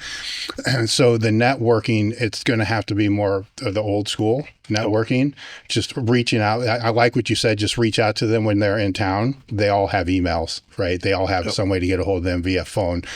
Maybe they check their DMs, maybe they don't, but they're more than willing and available. I think that's the misconception, because they're not plastering shit all over social media. And I think what X is the most popular for strength coaches or some crap like that. Because they're not all over that doesn't mean that they're inaccessible. It just means they're busy as hell and they have a life, right? Because you can't be posting shit while you're working with athletes on the field in a Division I or any in school. I mean, you could, but I would highly not suggest doing that. But that goes back to what can an intern do, right? Like, hey, I don't want to be just a wallflower. Can I help take some video to help create? Because that's what the kids are. Yeah. Right? The kids are on the social media piece. Mm-hmm. But also realizing, like, there are a lot of, you said, there's a lot of good people who want to talk and who love the profession, right? Like, we talked for an hour and a half last night just about random stuff within it on top of other things in life. And that's what your podcast is built off of, right? It is guys that just want to talk training and talk, how do we improve? They just can't be afraid to not reach out and to not make things easy. And I think, every university has a website with a staff directory. Yeah. Our emails are on there. I know it's not. So, so it's like there is abilities to access people. And I think I have never reached out to a coach through email. And, obviously, you need to have a level of professionalism and go about it the right way. If you DM me or Instagram me or DM me or email me and it says like internship ? Which I have received. Yeah, I'm not going to entertain this. But if you reach out to me, if it's even just for advice or you're asking about internships or what have you, I will get back to you. It's not, a lack of maybe access for the reasons you think. You might just not be looking in the right places. And if a coach if you reach out to a coach and they don't respond to you, or they're maybe a little kind of brush you off, that's somebody you want to be learning from anyway. True. And it could also be, be aware of what season they're in. I mean, if I'm going to reach out to a Division I or Division II football strength coach now, probably not the best time, but spring, January, February, they're more than likely I'm speaking out my ass, sitting around staring at a wall for a lot of the time. I think the other thing is it takes time, right? Like we're in a society now where there's an app for everything, right? Everything's instantaneous. Creating relationships does not happen through one email, through one coffee, right? Like understand that if you're actually looking for those things, like play the long game. Or just have the agenda to learn, right? If you're just reaching out to these coaches just to be able to increase your skill set, this would be my advice. Like, yes, you might have this, agenda. I'd like to work for you, but push that way back and just learn, right? Because if somebody reaches out to either you guys or any of the strength coaches that I know and does have coffee or dinner with them and just learns from them, and then the next time they're speaking to them can actually say how they implemented some of the advice that they gave, right? That's reinforcing back to you. This person actually pays attention and they listen. They don't have to implement everything you say because that they're never going to do. And we wouldn't either. But there's always a little piece that they can implement. And then by the third or fourth time, you have a relationship because you've learned from them, you listened, and they've seen you demonstrate the ability that you can implement and take action, which is the biggest thing, right? You both put down concurrent training beyond sport. So what do you mean by that? So I've navigated now into a different role, right? Private sector, training my kids with the garage gym to where your population is not just sport anymore, is understanding that you've talked about it a lot, but concurrent training isn't just one way necessarily, like one exercise or one bar or whatever else. But if you're doing something explosive, you're doing something where you're trying to train maximally, and you're doing something where you're working on some aspect of repetition work, it's going to be successful. And I've found that everybody kind of likes it because they don't get bored. We're not on a 12-week block of back squats, right? And then they get really hooked the second or third time you come around to that exercise. Like, I haven't touched a straight bar on bench press in like 12 weeks, coach. I'm like, I know, it'll work. And all of a sudden they do it and they're like, I just did my old double for like 6. Like, that was one of the cool stories I got this week from a person. And I'm like, it's exciting. But there's that method of concurrent training of not leaving something off the table. And it also allows you to do things that you don't like. Like, let's be honest, like if I could max out every day, I probably would. Like, it's fun. Yeah. Like, load up the bar. So you can work on some of those things that the individual is not very good at to help build the next thing. And it allows just a better environment, in my opinion, to also navigate what an adult's life is like. You drop the kids off at their sport, you picked them up, you got to make meals, you got your day job. Well, now you have flexibility within that program to where concurrent can work and fit your day-to-day needs. Have you found, because this is one of the things that I found with this, is there's different personality types. Like, I'm a personality type that thrives in uncertainty. like chaos and uncertainty, to where concurrent training worked really well for me, because the things I was doing before that was all linear, the same thing. It's like just bores the living shit out of me. Where when I was training the clients that I had, I found that there were the people that did just want the same thing all the time. And if I mixed it up too much, they're like freaking out. Then there's the other side, to where would be like me, like, we're doing this again. Have you found the two different personality types? You're kind of excluded from this conversation because it's different with the athletes that you're working with, but it did bring up a question I want to ask you. Have you found that? Not as much anymore. I think the keeping in the thing, I follow up with, well, what do you like? Yeah. Well, I want this exercise. Okay, can we do a variation of it? Like, we'll say bench press. Can we go close grip, medium grip, wide grip? We're still doing bench press, and we'll just rotate through those. Like, finding the one that, because most of them aren't like, I like just this program, right? All of these 5 exercises all the time, because that's why they're coming to you, right? So it's going, okay, what scratches your itch, and how can I sprinkle that into your program without throwing everything else out, right? And I think that's helped. I've been fortunate, everyone that because people gravitate kind of towards who they like as well, right? Like, I have one person, she's gravitated towards me because our personalities kind of click, and that's the style she wants. But now I also have to help educate, right? Because I really want to get strong in this exercise. But in order to do that, like, you can't do that 52 weeks out of the year. You start talking law of accommodation, then they look at you like you're crazy, and you're like, okay. But I think finding what they like, not getting rid of it, not discrediting the things that they do, while still helping to be the person that they hired you to be, which was navigate them on a path to improve whatever metrics they told you, right? Like, not putting my metrics into them, but putting their metrics as the forefront. Yeah. Now, if we're looking at how most people are going to see concurrent training, the max effort dynamic kind of put in there, when you're working with track athletes, right? You have, most of them are explosive. I guess you have the long distance, which isn't really explosive. Have you found it necessary to have any dynamic work per se with barbells when that's kind of what they do at practice? And I think that's where an adequate categorization of strength quality, and then also like the actual exercises within, your repetition effort, dynamic effort, max effort. If we're going to be doing this max effort work, right, we're scaling this nervous system and this general force capacity for this individual. Let's take in the case of a sprinter. I now want to try to enhance your ability to sort of transmit that now, because now on your end of the other far end of this curve, you're dealing with just speed, right? Yeah. You're dealing with contractions that actually supersede the actual muscle firing capacity in general. So it's very elastic strength environment most of the time. So now we're dealing with time. So we're just compression of the nervous system now that you have to deal with.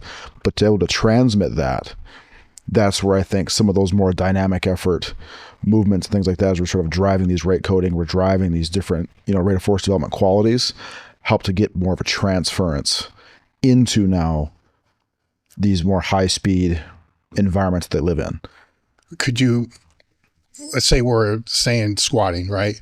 Could you get that same transference if it was jumping with trap bars with lighter load and not the weight on the spine?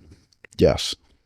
All right. Because this is kind of getting into the weeds, but this is where I think a lot of the coaches begin to misunderstand, this transference that we're talking about. They think it's only box squats with the loads, for the dynamic work. And you're like, with the athletes that we're talking about that really don't have a whole lot of experience, you're granted shitty form moved fast is still moving fast, right? But can you get the same adaptation from other means? And some people are so narrow-minded on what can be dynamic work, like only these 3 movements can be dynamic work. Which it's really just a categorization. Yeah. So your Olympic lifts fall into that. Yeah. The loaded jumping is going to fall into this. Like a lot of things are going to fall into this. So you have a lot of menu items you can play with. Now it's what makes the most sense for the environment, for the athletes, and the season or the time of year that they're in. And what are you building towards? What's the end game in mind for this individual. If out of the gate we're as far away from competing as possible, and it's like, okay, I'm going to run some super sophisticated, eccentric, overspeed eccentric type of thing, this and that. It's like, okay, but once it comes time then later on for us to actually start competing or peak, what are you going to do? Where are you going with this? And, what is sort of this end goal in mind? Do I think that there's a time and a place for them to, handle heavy eccentric loads? Yes. But there's also a time where I want those loads to move eccentrically fast. If we're dealing with more of an eccentric rate of force development. And then we're going to get more into more elastic environments, more your loaded jumping, things like that. Now, do you concurrently keep that built in through the whole year, or are you building this out in blocks? You're concurrently running these things throughout the whole year. So if we're looking at it and you're just bringing certain things to a more like sort of maintenance or retaining load. So if we're like detraining, retaining, stimulating, you're just going to bring these other things down to a retaining. So we're not losing these other capacities, but then we're going to lean into probably the elastic strength in the specific example, or maybe the speed strength, depending upon now what also is occurring in practice. Yeah. Do I have a coach that does a lot of plyometrics? Do I not? Do I have a coach that does a lot of resisted sprinting, heavy resisted stuff? Even the resisted sprinting sort of conversation, once that load or resistance gets to a certain point, is it really resisted sprinting, or is it more of a special strength exercise because now the velocity has come to a decrement to where it's really not sprinting anymore? Yeah.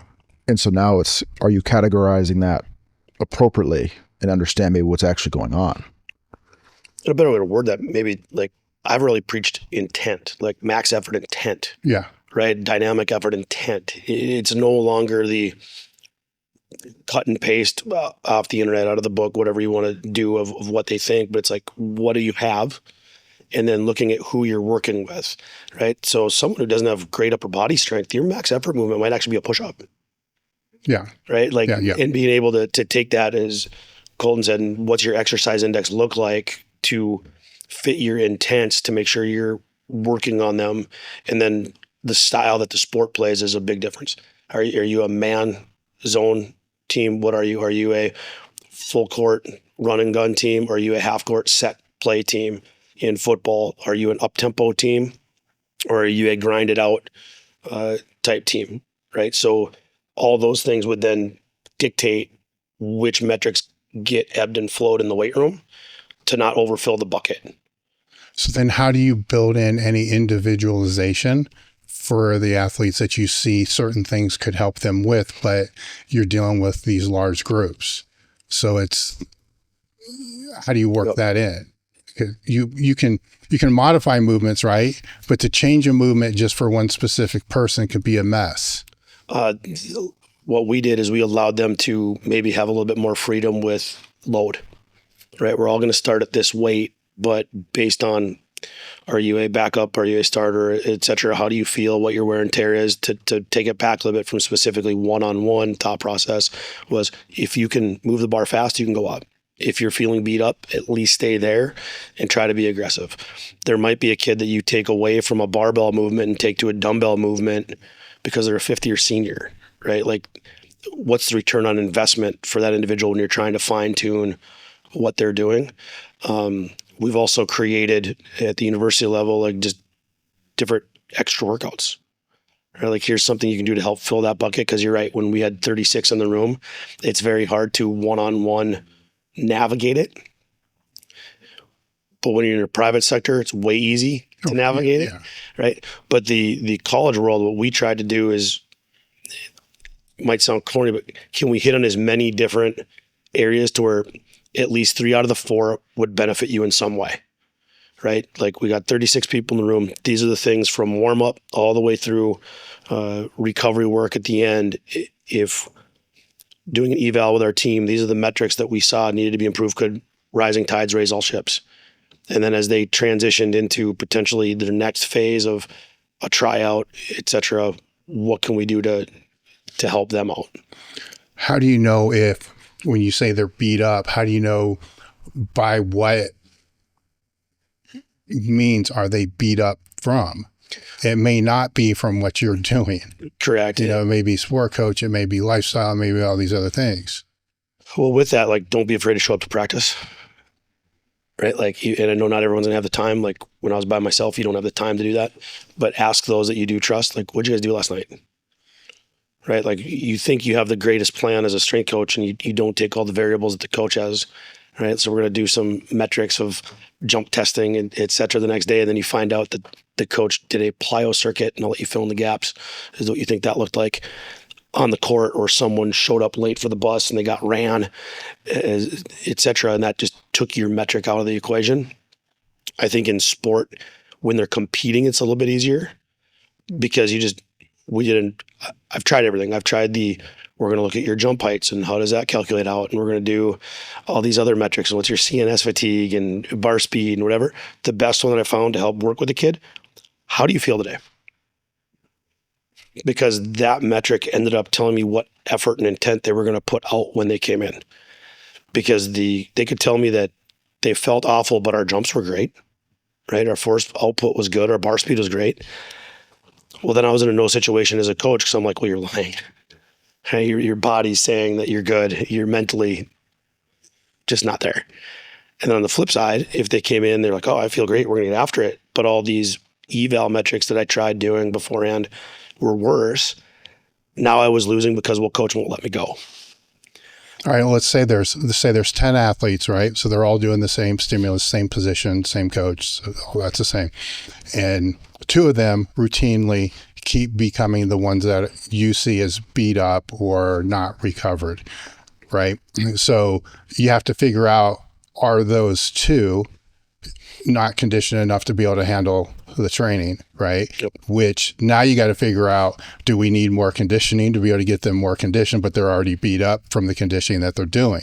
So how do you navigate those? Depending on the time of year, if they're in season, the one metric that's going to change is what I do. They're not going to, sports coach isn't going to give up more reps, right? So maybe we do some non-impact stuff. Maybe we do a GPP type circuit with sleds and med balls that the intensity is lower, duration might be a little bit longer to try to get that kid caught up during that time to make the main thing still the main thing. Because the only metric that a sport coach cares about in season is the result for whatever day of the week they play.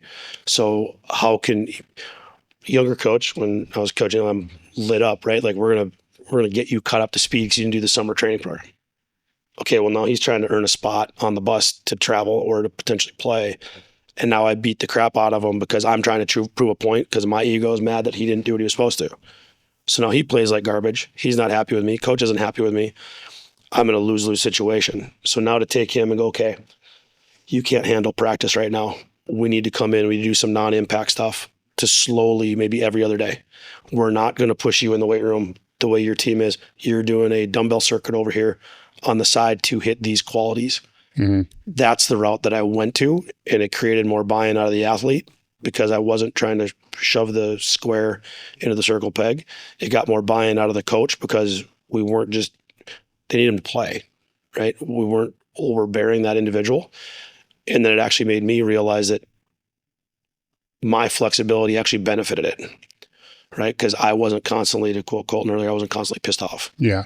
Right. So that's kind of how, if we're looking the same position, the other aspect on that is the same position actually doing the same thing?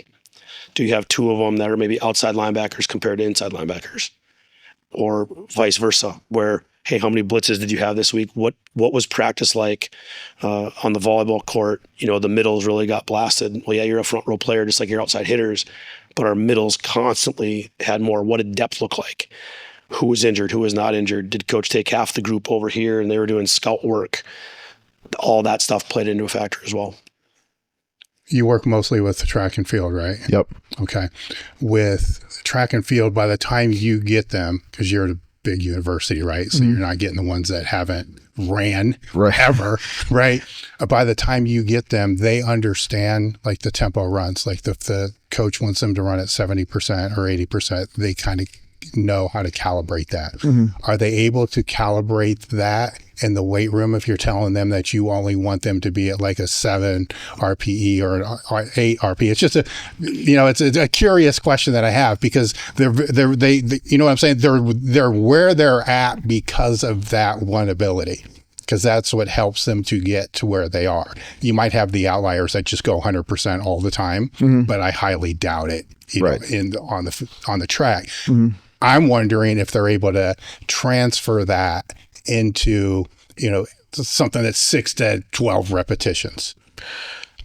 I have actually found, I think track athletes do a really good job of, I think they have a better sort of perspective or scale of like as RP, like what's a 10 actually, or is your 7 really like a 5?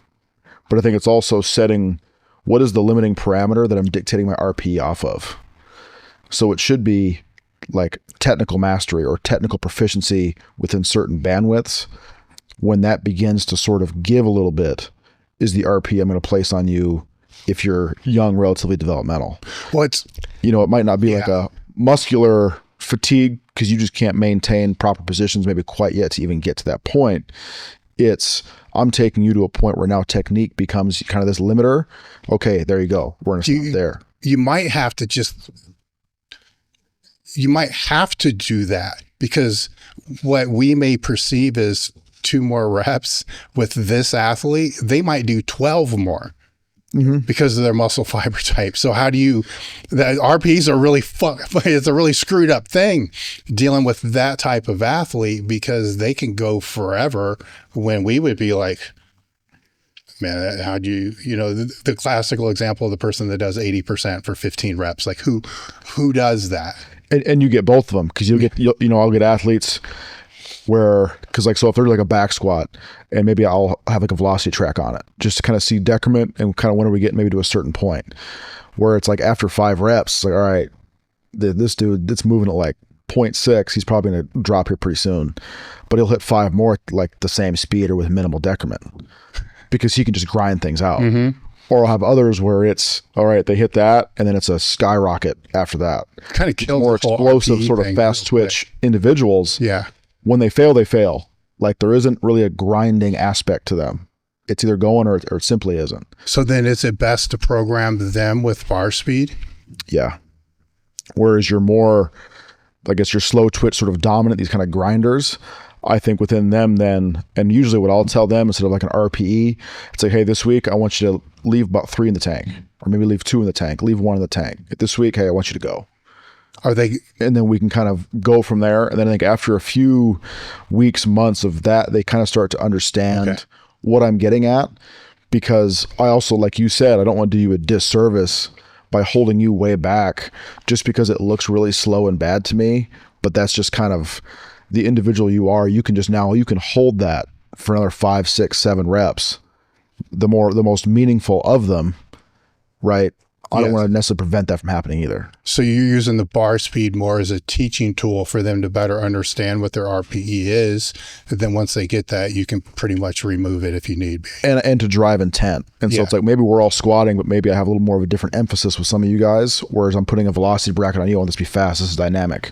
We need a little more absolute strength work. So now there's going to be more of a lower bracket on that. We're getting more true strength here. Another way of kind of bucketing these individuals when you're dealing like at mass, a way of kind of going about it where they're all kind of doing the same thing. So it's not like every individual has their own specific exercise per se, because then you've got 36 probably mediocre programs running because you have 36 of them, as opposed to just some simple modifications around the intent of the given exercise that I can then dictate, and then they just kind of know where they're at within that.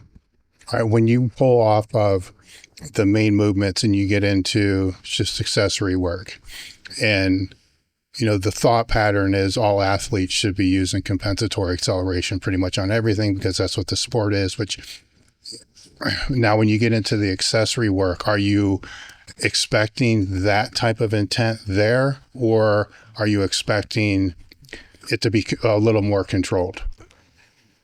I'm going to go a little more controlled on accessory work, because what I typically get is I'll get individuals that their outputs are really high, their nervous system's been scaled, but they're usually at more of a biological deficit than they are neurological. And so I want the load to get more into the tissue. And then ideally what I would do is I would consolidate a lot of these more ancillary type of movements or accessory type of work, repetition, effort work, where we're actually going to do most of it on a given day on the same day where maybe out on the track, you're doing more of a tempo run type of day, more recovery emphasis type day. That way, instead of just battering you down and getting you just more sore after this higher neurological work, we can kind of consolidate it here. Maybe get more of even a restoration sort of component out of it. Yeah. To set you up better for the rest of the week. So then obviously the communication with the coaches has to be there for this to be able to happen. Has that been the case everywhere that you've been? I think it varies a great deal. Where certain coaches, they're going to tell you everything up front. Other ones you got to ask. Other ones you got to ask repeatedly. But even to his point, like, go to practice. Yeah. Communicate with the athletes. And a lot of coaches, they fall into sort of flows and rhythms, and, they usually have a general structure they follow.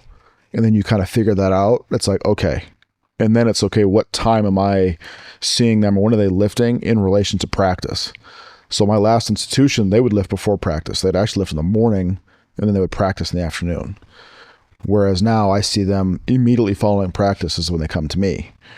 And so it's a very different dynamic too, because there's certain things I can't do if I know in 6 hours, now you have to go be fast. Mm-hmm. Like that, I need to be aware of that. Because then coach comes into me and says, why are all of my sprinters slow? Or why are they all locked up and tight? Why are all their hamstrings getting pulled? Like, what's going on? Yeah. And it's okay, I didn't set them up appropriately. Optimally, you would think that the practices and the strength and conditioning would be designed all at the same time. Right. Like everybody's, but that's not the case, right? So the strength coach's job is to be able to navigate around what the position coaches are doing. Mm-hmm. Would that be a fair assessment? Yep. And if you want it to work the best, yeah. Right? And if you want to serve the athlete the best. Yeah. And so they certainly need to know what you're doing. Mm-hmm. To go back to I think it depends on the sport and the time of year as to what I want some of those accessory movements to be and what are we doing. Because it might be a great opportunity to throw in some med ball work that I would maybe consider recovery compared to what we just did in the weight room. But I want it to be dynamic and explosive, right, in nature. Whereas there might be other movements that I really want them to feel that control of that glute and hamstring while we're doing a glute ham raise.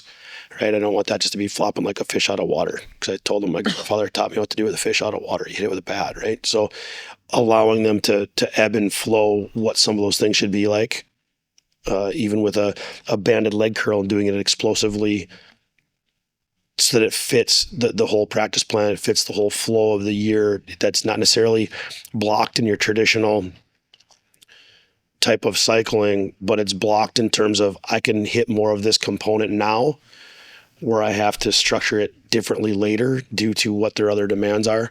And that's also imagining that we know what they're doing the other 22 hours out of their day, right? And how that plays into it. Yeah. Now we've talked a lot about the weight room. So there's the conditioning side, which is outside of the weight room. Now in track and field, you probably don't have a whole lot of that, because isn't that taken care of? Their sport is their conditioning. Their sport is their conditioning. But when it's not the track and field, and say it's football or something like that, how do you find that balance there? Again, depends on the time of day that you can go. Like towards the end at UMary, we were able to run in the morning and lift in the afternoon during our early off-season phase. But in the summer, because of jobs, we had a lifting group. We ran as a group together, and then there was another lifting group. So that's going to change how everything potentially works. I think early off, you don't have to teach people how to run. I have to teach people how to run, right? And skip and jump. I hope he doesn't have to teach people. I've had to teach people how to skip. But I think when you talk about how does that blend, okay, what are we doing in the weight room, and are we hitting the same components in our running on that day? Or if we're getting closer to the start of the season and we're pulling back, are we hitting the time demands that the athlete might need? Are we putting them into positions? Most athletes, to use football, like you said, they get sore because the first 2 weeks during camp, they're in positions they haven't been in since spring ball. So can I replicate those? So like if you were to come watch me the last 2 weeks on Mondays, we ran plays. Like I looked like the most boring strength coach ever. I had a whistle, and they'd line up by position group, and I'd let them call out whatever play they wanted to do. And we'd accelerate for 5 yards and reset 15 yards later. And we'd like wave it by position. And we started off week 1 with 40 plays and then built it each week to try to acclimate them to the demands of what camp was going to bring to them. And he'd make them hold positions. He'd sit there like 25 seconds. You're like, play clock. Well, and then you'd have fun. You'd be like, sudden change. Like, what are you looking at? Like, get out the field, and they'd run off. And so it was more enjoyable for them as well versus your traditional, everyone hates on them now, but your 110s, your gassers, et cetera, they still have a place in time. But as we got closer to the season, it became, how do we set those athletes up for success in the biggest way? The weight room became a little bit of a smaller piece. Right, we were still trying to hit those metrics that we wanted to not lose the adaptation. But if they weren't able to perform at practice or in the game, it didn't matter. Like, to go back to your work capacity piece, the soft tissue issues happened because they didn't have the work capacity to repeat it day in, day out. So that became a bigger forefront on my coaching philosophy or style, as to could we prepare them for what was yet to come. Yeah. Hey guys, if you're enjoying what you're watching, make sure to take a moment to like, comment, and subscribe. All right. So how important is it that coaches practice what they preach? I think it's very important to some extent. Right? Let me stop you real quick. How's that changed as you've gotten older? A lot. It's changed a lot just since I've been in it. But I think it's like, and when I say a lot, I don't necessarily mean me. I need to be able to demo everything that we're doing. I don't have to be the greatest at it, but I should be able to hold running drills, et cetera. I should be able to jump a little bit. I'm not going to jump very high, right? But not everyone learns the same way. So if you just tell someone to do something without showing, they're not going to take that, right? You don't always have the ability to pull up a video, or when I had different staff and certain movements I couldn't get into anymore because of hips, et cetera, like make sure you had someone on your staff that could do it. That helped. What I say way different is I'm seeing that drop off now, right? Like before, there was a phase where everyone was bald with a goatee and had traps. And that was a stereotype that I thought was positive, but apparently people thought was negative because we've drifted away from that. That's why I got rid of the goatee, right? Like, yeah, I'm joking. But I think the ability to show a correct pattern is huge for the people that you're working with. You also need to know what they're feeling. And what I mean by that is there's so many coaches that write this program, and I have fun with my GAs and my interns on this one, even my assistants. Did you try that program yet? No, it's not that hard. Try it. You're working with a high school swim team that has 0 training age, and they're in season, so the result that matters is in the pool. Try your program. Well, it only took an hour 15. You got 45 minutes. Yeah, right? That's problem number one. How'd you feel the next day? Well, I was a little tight. I said, but you train, right? Yeah. I said, okay, so you were tight. What do you think they're going to feel like? Right. And on the flip side, I think all the fun stuff that you can design and come up with is when you're doing it. Right. Like we didn't have some of the access stuff. So I'd use your guys' bands, and we'd have ropes, and I'd be doing stuff. And I'll still remember Grant Singer and Troy Guptill, your teammates. They walked in one Sunday and they're like, shit. I'm like, what's going on, guys? He's like, we're going to have to do that. Yeah. Probably not with that band though, because I realize you can't use that band. We're going to have to drop it. But I think there is a lot being missed out there right now by people who won't put themselves out. Like your guys' prowler flu warning on yeah, do it. Know what that feels like. Know what it takes to overcome that initial, I think I'm going to vomit if I do one more low handle. Or man, going low to high handle is worse than just low handle all the time. Yeah. Because my head's bobbing up and down, right? And I might not know, the athlete might not need to know the science behind that. But if you don't experience it yourself, I think there's a drastic drawback. The other aspect is the social media piece is I'll randomly throw out a video of myself doing something every now and then just to prove I still do it. Because I don't do it in our shop. I don't do it when we're training. I now do it in my garage. And all of a sudden, like, Coach, how many plates did you have on there? Right. And then you show one of you jumping, which is awful, by the way. Like, I don't know if there's anything that looks worse than me jumping right now, but the athlete appreciates it because you put yourself in a position to where you were not good at something.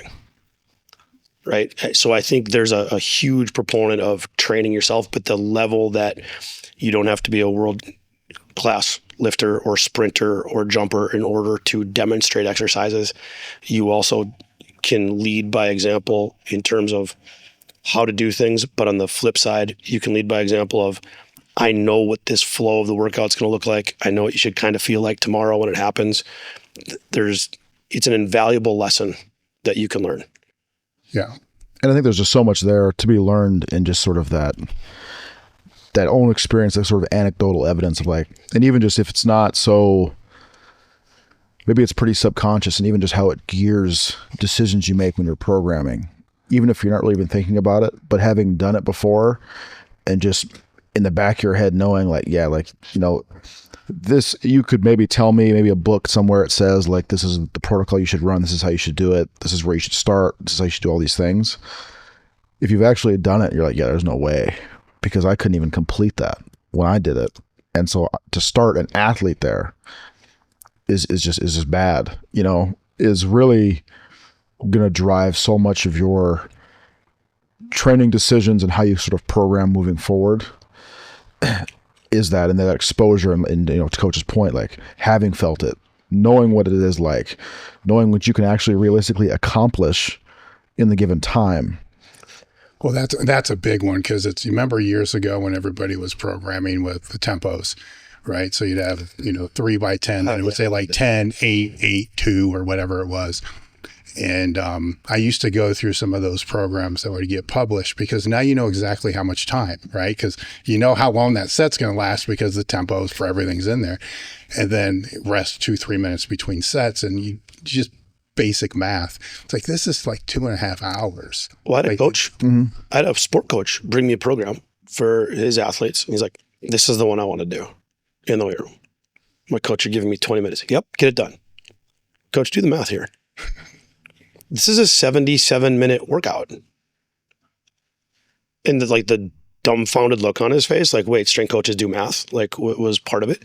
But I think it helps educate you as well. On the flip side, I would also say if you're working with a team, you want to earn street cred, see if you can go to a practice one time and try.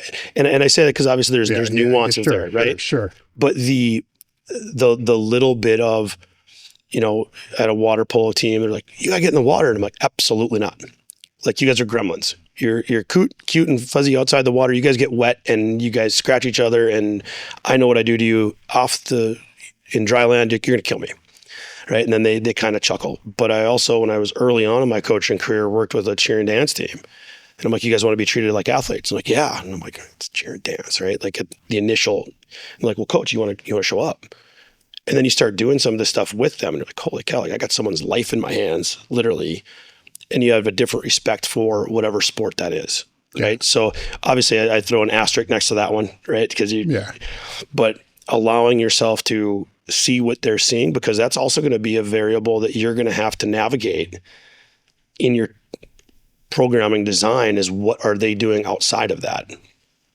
Yeah. Well, one of the observations that I've seen being around this long, 4 decades or whatever it is the 20-year-old strength coach, you know, will say, you know, you shouldn't be a strength coach unless you can bench 400, squat 700, right? They become 30. It's like, you shouldn't be a strength coach unless you can squat 600, bench, you know, 315.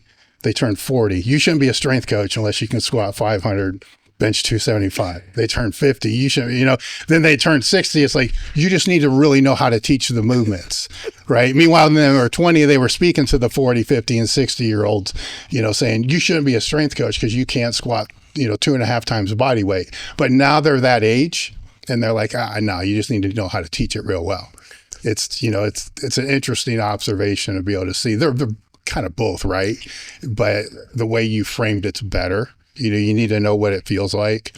You need to know what that intent, that's the biggest thing. I mean, when we get through the beginner phase, the intent, just from my perspective, working with meatheads, is one of the hardest things to teach, right? The compensatory acceleration, once they have a base, they kind of get that. But to be able to have the intent for the RPE that you're looking for based upon the muscle types and stuff like that, it's a skill, you know, I don't know how you go about teaching that unless you have done it. Cause you can fake the fucking tendo units and shit. Like, I've seen players do it at universities where coaches are are looking at, I'm not going to name, right? But there was one, the squats were based upon when the velocity dropped under, I don't know what it was, 0.68 or something like that. And the iPads in the squat rack, and they see it, right? And you wonder, he's like, yeah, they should be able to get 10, 15. They're all done at like 6. I'm like, I could just not push hard. Yeah. You know, they're football players. They're not squatters, man. This isn't their number one How about turning the fucking thing around and see what happens? Yeah, because now I got to do 9 less reps. Exactly. And that's the mentality that they have, you know, most, not all, but most of them are going to have that. I think going back into the mentorship piece though, like train with the people that you have. Like they need to experience something different too, right? Like I would have my GAs over to my garage and they'd go through my workout and they'd learn a couple different things. Number one, a couple of the guys that you've met in the past, they were over and I'm like, what did you do wrong? Got any feedback for me on that squat? And they looked at me and I'm like, why are you here? And eyes got big and I'm like, dude, like you're using my equipment. Like what are you giving to the workout? Right? Kind of going old school in that aspect, but then showing the attitude side of, I went to grab some dumbbells and I was like, you're not going to do that for a set of 10. He goes, I'll leave. So I did it for 10. I turned around, I'm like, why are you still here? Right. Mm-hmm. But to show also them like, you can do more than you think. And then all of a sudden that pulled everybody else with it. Right. So then we started telling that story while we were coaching athletes. Right. So a little bit turned into, Silby's a prick. Right. And I'm like, yeah. But at the same time, like, can you do something? Can you see that it's not as hard as you think it is? Can you realize, because we put limitations on ourselves as humans, right? Like you go up to the bar, you go up to a dumbbell and you're like, I can't do blank, or I can do something less than that, because there's that ability to strain and work through it, that effort, that intent piece, but then realizing that their level's probably higher than they think it is. You need to be around people to push you past that threshold, in my opinion, whether it's education, whether it's coaching in a room, whether it's doing the exercise yourself, but we all need people to help elevate that, right? And in some ways it can be in person. In other ways it can be reading things.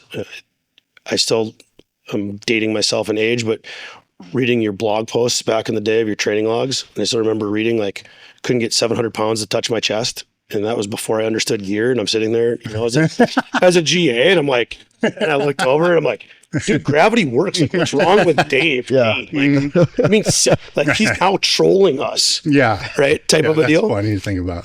But getting them to understand those things, I think also plays a fact in it. Trying different methodologies, right? Like not being afraid, well, I'm not an Olympic weightlifter. Well, you can throw some exercises in there. Now you also know what it's like to walk into the room and never have done something, right? Well, I don't want to train like a powerlifter. We'll do it for a couple weeks. See what it feels like. Well, I don't want to train like blank. You fill in the blank. Do it for a little bit. Be able to speak to it. It's also going to help you relate to the kid that walks into your facility that has never done what you're about to ask him or her to do, because that's mentally what's going through their head, right? Like, what do you think I'm going to do right now, coach? Like, you think it's easy, but this is the hardest thing in the world for me. Yeah. So I think that's another kind of caveat off of that in terms of reasoning. Has the NIL changed the attitudes of the players in the weight room for strength and conditioning? I'd say on my end, not really. There's much less of probably an impact felt there.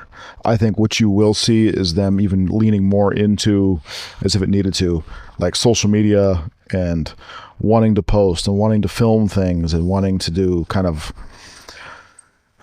so like they'd want to like, hey coach, can I like film my workout in the weight room? Yeah. You know, can I do X, Y, and Z? It's like, no, you know, but that's because of these other reasons. When you're in here, you're not by yourself. There's all these other athletes in here. There's all these other things going on. But so that branding, and now you see certain athletes that really lean into that and kind of have the hustle to them and have kind of a drive to really kind of get that money while they can, because there's opportunities all over the place, especially, you know, if you're attached to like a major institution, there's places that are going to want to then be involved with you simply because of your involvement with that university. And so you see it here and there on my side. I think the sports that are really feeling that are obviously be more your your profit, revenue generating sports like your footballs, your basketballs, volleyball, maybe to a certain degree. But then I think it's a lot of on those coaches and on that staff to sort of what precedent are you setting? And if the first word out of the kid on that recruiting visit is, well, how much money are you going to give me? Is that somebody you want to kind of bring in then? I was thinking more along the lines of, because they have the revenue, are they hiring other coaches? I'm interested to see what happens on that. Like, that's my hypothesis moving forward is these institutions, the amount of money that's going to potentially be involved is at what point do they go, we're going to cut some of the resources we're giving you because of the monetary aspect. Like, when does it start to potentially shift into more of that pro model to where you're going to have access during these times, but other times we're not paying to have that staff there, and therefore you guys hire your own. I hope I'm wrong with it, but the more you kind of sit back and look how that NBA, NFL, NHL, fill in the blank pro sport, that's kind of what's happening. They all have their own people, and then they gravitate back together. Well, could it be a model to where they're just going to take whatever the strength and conditioning is and deduct that from whatever their income is? Anything's on the table in the future, right? Like, in order to get that. You went to the physical therapist, $500 taken out of the check. Well, there is no money tree. Like, eventually there's going to have to be some aspect of an end game to like, the numbers can't keep increasing. Like, no business itself has the kind of funding to just make it a never ending, we'll just keep growing it. Yeah. So I think there's going to be a change. I would say, I won't go NIL aspect. I'll say, because at the smaller university, it actually got leaned into a little bit more, I think, because of the potential to transfer, right? I'm going to go up. So I'm going to lean into the weight room a little bit more, because if my game film shows this and that, like, it could potentially help my ability to take the next step. Yeah, I get that. I mean, we already see that movement with football. Like, it's ridiculous, right? But that aside, but the thought I had were in the pro leagues, right? You'll have the pro athletes that will contract their strength and conditioning or nutritionists and so forth, because they have the revenue to be able to put hundreds of thousands of dollars into that every year. And the ones that have the greatest longevity probably are doing something like that, which kind of makes the role of that strength and conditioning coach, like, what do they do? Right. And they figured it out. Like, the NFL's figured it out. They've all kind of figured it out to where, and I think it's matured enough that you don't have a bunch of well, there's still some, but you don't have the majority of the people working with NFL athletes off season being asshats. Most of them have a good idea what they're doing, and they're communicating with the strength again. It's worked its way out. What I was wondering is, this is starting to work its way in to the collegiate level, to where it's going to have to work its way out as well, because the number of asshats, I mean, you're going from how many NFL players are there total? Like, I don't know, 1,000, something like that, to how many Division I athletes are there? Mm-hmm. Fuck ton. You know how long it's going to take for that to work its way out if it goes that direction? And I don't know. If you're not seeing it already, then. Yeah, you're not seeing it now. I'll be curious more with maybe even institutionally, if there's not just certain restrictions placed upon certain teams' access to given resources. Mm. And so it's like, okay, do you make money? Maybe if that answer is no, it's okay, well then maybe certain things like strength conditioning aren't available to you unless you raise your own money and you somehow pay one of ours or your own to do it, or it's contracted out, or, where does that then fall? Because at the end of the day, the university has to still put forth money for these things. And with sort of the way things are going, does it become, okay, well, if you don't you have to kind of raise your own money at this point then to get access to these things? Or does it become like you're talking about, where they kind of all have enough money that they can outsource on their own? And then what is the university stance, which I think might be case by case, on allowing that, not allowing that? But then are you inhibiting that coach's ability to recruit? And what's their stance on that? So I think it gets very, very complicated very quickly. Yeah. With this side of the strength and conditioning, what do you feel coaches that are in it spend too much time focusing on and not enough time focusing on? What other people do. Like, and what I mean by that isn't like what they're doing actually from a X's and O's standpoint, but like that comparison piece. Like, I'm going to doom scroll through all of the people doing all the things when that time could be used to invest in yourself to better your athletes that you're working with. Make that make sense to me, because if the majority of the people in the public sector are not posting things, the only people they're going to doom scroll for are people that are in the private sector, which have a greater ability to individualize per person. So how does that make any sense? It really doesn't. And that's where it's, there's a no-win end game for me. Yeah. And that's why I say they spend too much time doing it, right? Because I'm now going, well, I can't do that stuff, right? Or I can't, or that person, we almost get jealousy in terms of what role they're in, right? So that would be my second thing, is like, be the best at where you're at first before you worry about your next job, right? Like, obviously you've got to have a plan of where you want to get to and what your goals and aspirations are. But like, are you completely crushing everything that you're doing? Is there a potential to add job duties to what you're currently doing to make you more marketable for the next one, right? And in some ways that might be the certifications. We can go down the positives and negatives, although those roles, right? But like, what are you doing to compete against someone else to where it matters, right? It's not the likes, it's not the reposts, etc. It's the, what am I doing to where if we're in a conversation together, I now separate out, right? And more so, my athletes separate out, because that's who I'm trying to improve the most, right? So there's only so many hours in a day. So if we're continually doing that comparison route, in my opinion, we're not doing what we could be doing to take the next step. So with in that public sector, are certifications necessary to be able to be hired? Now, granted, are they teaching you what you need? Probably not. But are they, if they're not on the resume, is that person not going to be looked at? First job. Yeah. Yeah. And that's where I think it's really changed. Like, when I first started, if you knew someone, like, you didn't deal with HR. Like, I sent my resume directly to someone, interviewed with someone, and then they took it to HR, right? And then full-time jobs started equating. But even at the smaller university I was just at, after that, I gave the criteria that I was looking to HR. And when, like, they screened everybody. So if their boxes weren't checked, I didn't even see the resume, right? So some of it doesn't guarantee you that you're going to be a good coach. We know that, but it does guarantee you could get in front of someone to potentially have the conversation about getting the job that you want. Yeah. And I would assume that's a CSCS or the CSCCA. Those are the top two right now. Would you say both, if this is the career path they want? Actually, they can't get the one unless they are a strength coach, right? Yeah, the CSCCA, you have to be a collegiate strength coach. Yep. In order to sit for it, and there's different things. But I think if you're open to whatever you're doing, I would argue, what does it hurt to get both? Yeah. Right? Like, it gives you another perspective, as we talked about with meeting people, just opens up your doors, because you never know where you're going to be.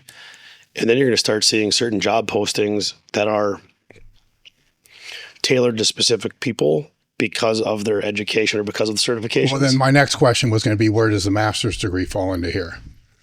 I think that one varies on the college side. I think I don't know if it's still basically almost required, but for the longest time, if you didn't have a master's, you weren't getting it, because that was your apprenticeship time, right? Like, your GA spot was almost like the apprenticeship in a strength conditioning. Yeah. Yeah. You proved that you could run the team. You proved that you could communicate with the coach, sports medicine, that you could handle conflicts with athletes and everybody else. You could work as a staff. Where in the private sector world, I don't know if that master's is needed. Yeah. In terms of that. But the graduate assistant piece, I think, showed the other variables. I don't know if it really mattered that you had your MBA or your master's in kinesics, etc. The graduate assistant, but the master's. Right. But I think with that to me is I think that one's the necessity more so than the degree itself. Is, can you show all of these working tools to build you into that role that I might need you as an employer to do in that setting. Then once you're in it, we're all going to sit and say the continuing education is important. Is it? It better be. Now, the type of continuing education matters too, right? Like, are you at a conference? Are you watching videos? Are you taking notes? Right? Or are you just... Well, that's the reason why I asked that is if you go to any of these conferences, they're packed full of younger coaches. Tell me how many older coaches are there? Not a lot, right? So at what point does it really become necessary or not necessary? And I think a lot of times now conferences have just become a way to network for the young coaches, which is why young coaches are going to be there. I get it. Because you're trying to get in front of, again, like, do I know you exist? Mm-hmm. You're trying to get in front of that coach for that next opportunity. Whereas I think if continuing education or bettering yourself is truly the intent, that's like, for me personally, that's for maybe like certain courses or modules, or I'm going to want to go and speak to somebody. I'll pay for their time. I will pay for a Zoom call. I'll go visit them. I will, that's really where, because most time conference presentation, it's going to be relatively superficial level information. Mm-hmm. Whatever the topic is, they're not going to be able to really get into the weeds. You're probably not going to get a whole lot of actionable content or get the context behind how it does work for them. And so I think that's where, every time I'm at a conference, I do see a lot of young coaches and GAs. They'll have resumes like printed out, and they're kind of out looking for that next opportunity. But then within that too, it's know who is there and know who these different people are, and don't just maybe chase a logo because you see it on their polo. A couple of years ago, that happened to me. I was at the CSCCA conference and I saw Al Vermeil just sitting at a table by himself. I was like, okay. I was talking to some friends. I was talking to Kylie. And I was like, all right, I'm going to leave you now. I'm going over here because I had never gotten to meet Al. And so I went down and I talked to him, introduced myself, and we were talking for probably about 30 minutes. And, these two very well-intending, I believe they were interns or GAs, they just see the logo on my shirt and they come up to me and says, hey, kind of interrupt our conversation, and kind of have this resume in front of me. And I was like, okay, looking for a GA position, anything you can provide, this and that.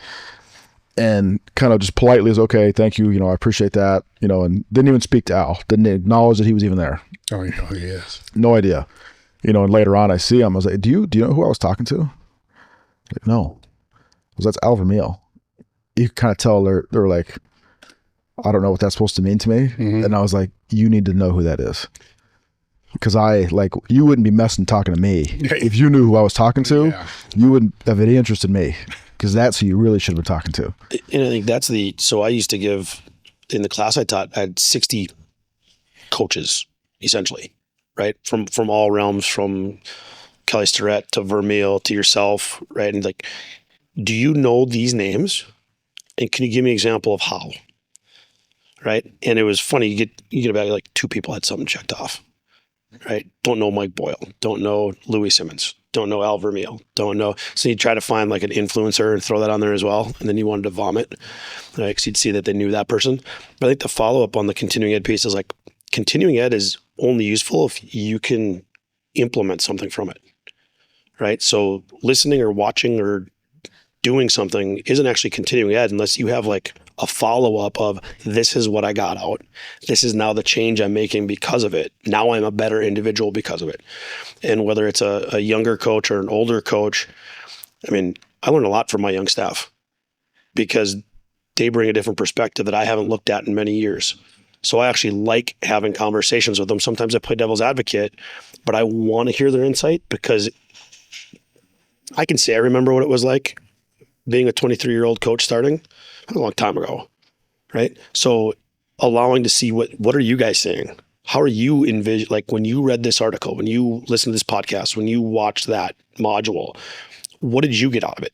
Because this is kind of what I saw. That's helped me as an older coach stay refreshed because sometimes they bring up some really good points, right? That I was like, that's not what matters.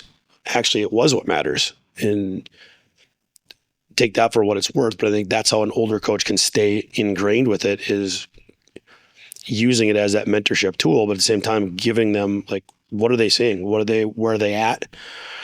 And what am I missing? because I think a comment's been made over the years, right? Like if you're doing what you did 10 years ago, you really haven't grown as a coach. And I think for a while, I probably did that too often, right? To where I was throwing out everything because I don't want to be seen as the same person. And now it's like, what really did work?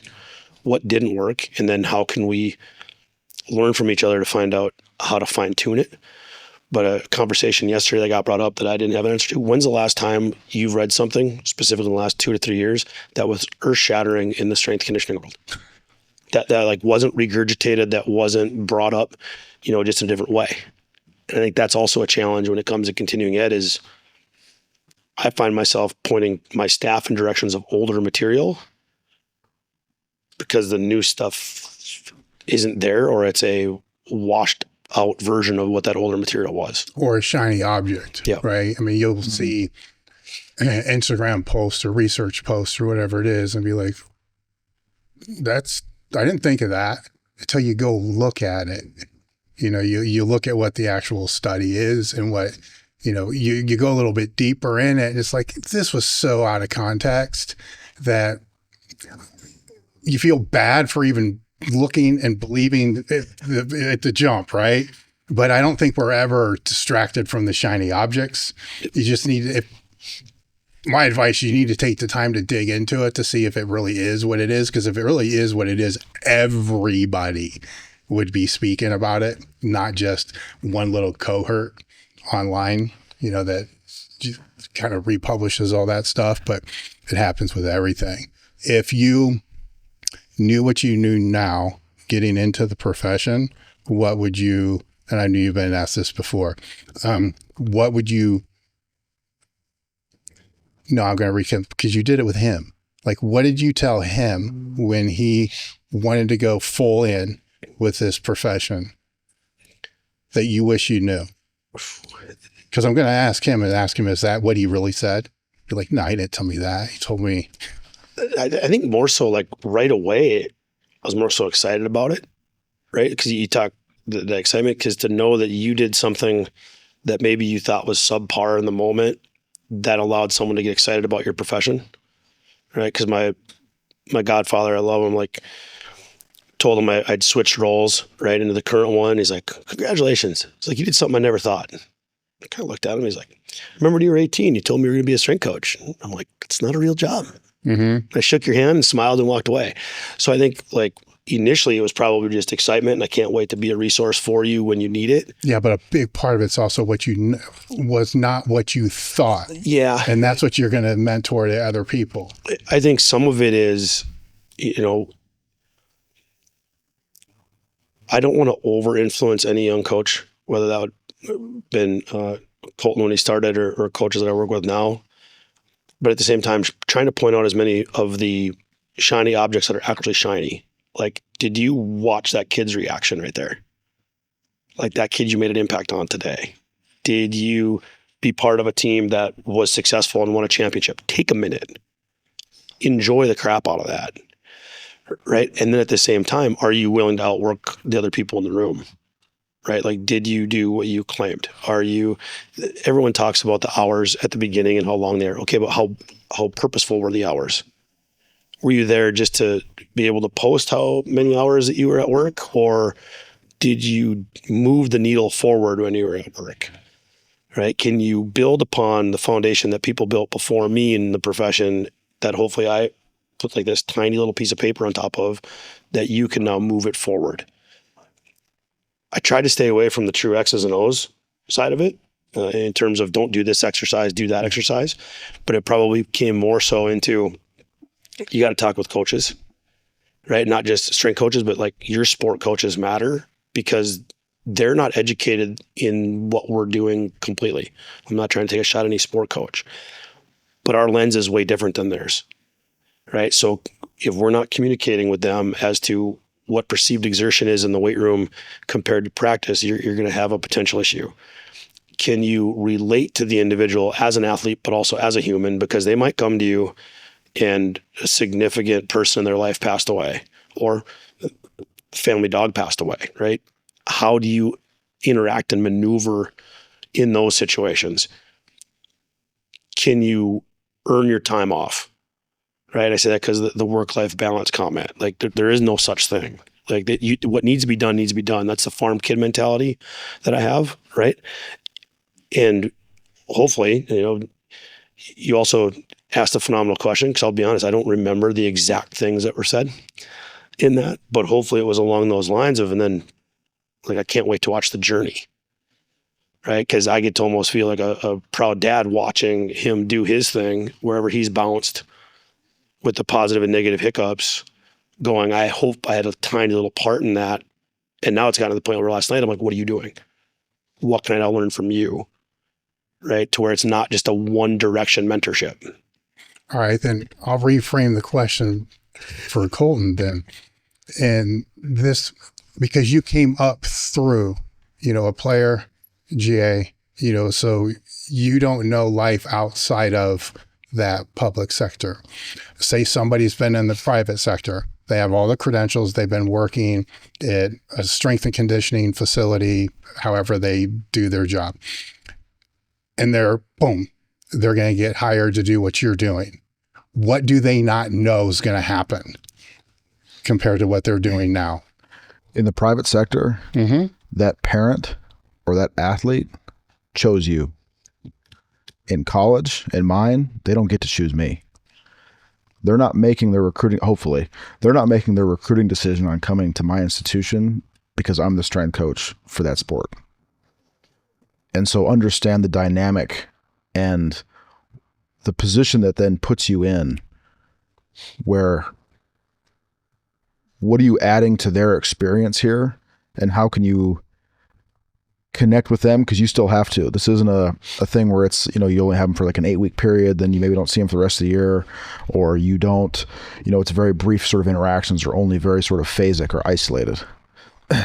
You're going to now have this individual for the entirety of the time they're at this institution, 1 year, 2 year, 3 year, 4 year, 5 years, and they didn't choose you. So understand how important now the relationship that you develop with that team, with those individuals are, because you got to work together. It's a working relationship. And I think that dynamic, because in the start, I started out in private sector working like through college and like that, kind of like for experience, and that dynamic I didn't think would be that big of a deal. But then you're actually in college, you're like, yeah, this is way different. How does that play out? It plays out now because in that private sector, I think there's a few ways. In the private sector, it's almost like they're kind of your employer. Like they've employed you for a service. I think in college, you kind of have a level of authority by position. Authority, but do you have the respect, or do you have to earn their respect? So now it's on you to provide that athlete or those athletes with a consistent enough representation of yourself worth respecting. That, I think, is how it really plays out. And I think those relationships both build really, really fast, but I think they can also turn left really, really fast if you do not have yourself in alignment there. Well, if they turn left, it's your responsibility to get them back right again. 100%. Not the athletes. And be willing to take responsibility if maybe you had a role to play in it. Or you did. Right. I think on that, like being authentically yourself, these athletes can tell if you're a chameleon, right? But that doesn't mean one institution, one team called me Coach Silbernagel. Like that was the rule. I took over a different team. They walk in there and go, "What's up, Mike?" And like right away, I'm like, "Whoa, time out." Well, then you find out they call their head sport coach by first name. So it's also being able to navigate what you're not working with, because it's not always going to be, I work with one team that has one dynamic. You're potentially going to be working with many teams that have many dynamics. And if you are constantly flipping a switch back and forth, athletes talk, right? So they're just waiting for it to happen. So being authentically you in your process of growing as a young coach is going to be huge. And sometimes that might take a while as you're trying to figure out who you are. So my little sister, I'm going to give her credit. She was going into business. I'm like, well, what are you going to be? Right? She's a sophomore in college. She's like, I don't know. And I was like riding, like come on. She goes, well, not everyone's like you. And that statement really like resonated as I started working even with athletes. I knew what I wanted to be. I was very confident in who I am as a person, to where I never had to worry necessarily about that flip-flopping back and forth. You were going to like me or you weren't. I really didn't care. Like, my job is to do A, B, and C, but not every young coach is going to have that same kind of confidence in themselves as they navigate, because who do you work for, right? Do I work for the sport coach? Do I work for the athlete? Do I work for the head strength coach? What about administration? And you're going to want to be a yes person, because yeses are always way easier than no's. So when you're navigating that relationship with those sport coaches, be careful not to say something that's actually going to put you in a position to hurt yourself with actually the tree of reporting. That's a lot, right? Because you Yeah, can be the yes person, right? But then it's the no to somebody else that you said yes to, and now you're screwed. Yep. But that's the consistency piece. And it's like, you know, if you're my athlete, the consistent thing is big. Like me giving you a consistent representation of myself that's worthy of you trusting and respecting. And understand that will take time. But it's also like, I'm not going to lie to you. Always going to tell you the truth, or at least not lie to you. If I can't tell you the answer to the question you asked me, I'm going to tell you I can't tell you for X and Y reason. Maybe that's some sort of, like, whether it's an NCAA thing or whatever that is within, right? I'm also just not going to lie to you. But then thirdly, I think in regards to maintaining that relationship to prevent it from going left, is I'm not going to let you do anything consistently that makes me not like you. And so if there is a problem, addressing it immediately and addressing it in a manner of, hey, I'm going to pull you aside. We're going to have this kind of conversation. We're going to address it. Because I think 99 times out of 100, the athlete is never going to be like, well, I was intending to be disruptive or disrespectful. Mm-hmm. No, they probably didn't even register. And then you've handled it. And then it prevents it from later on down the road becoming this blow up, or maybe it does take you out of your character a little bit. And it's like, where'd that come from? Yeah. It's like this, you've let me do this for 6 months. So, well, it's bothered me. I just never said anything. Were there any topics you guys wanted to go over I didn't bring up? I think the one is allowing like simplicity in your coaching cues, right? Like, working with my kids really allowed me to realize I was saying too much all the time. Like, just keep it simple, and your athletes, no matter what age level, no matter what experience level, will actually benefit because of it, rather than rattling off all of these cues all the time. Give me the example of a complex and a simple. I think a simple one, whether you agree with or disagree, is how to squeeze the barbell, right? Squeeze the barbell, right? Try to break it. Try to make it into dust. If you break it, you can own it, Mm-hmm. take it home with you. Versus make sure that barbell is sitting exactly between, like C3, C4 across your traps while you're pulling your lats in and internally rotating. Like,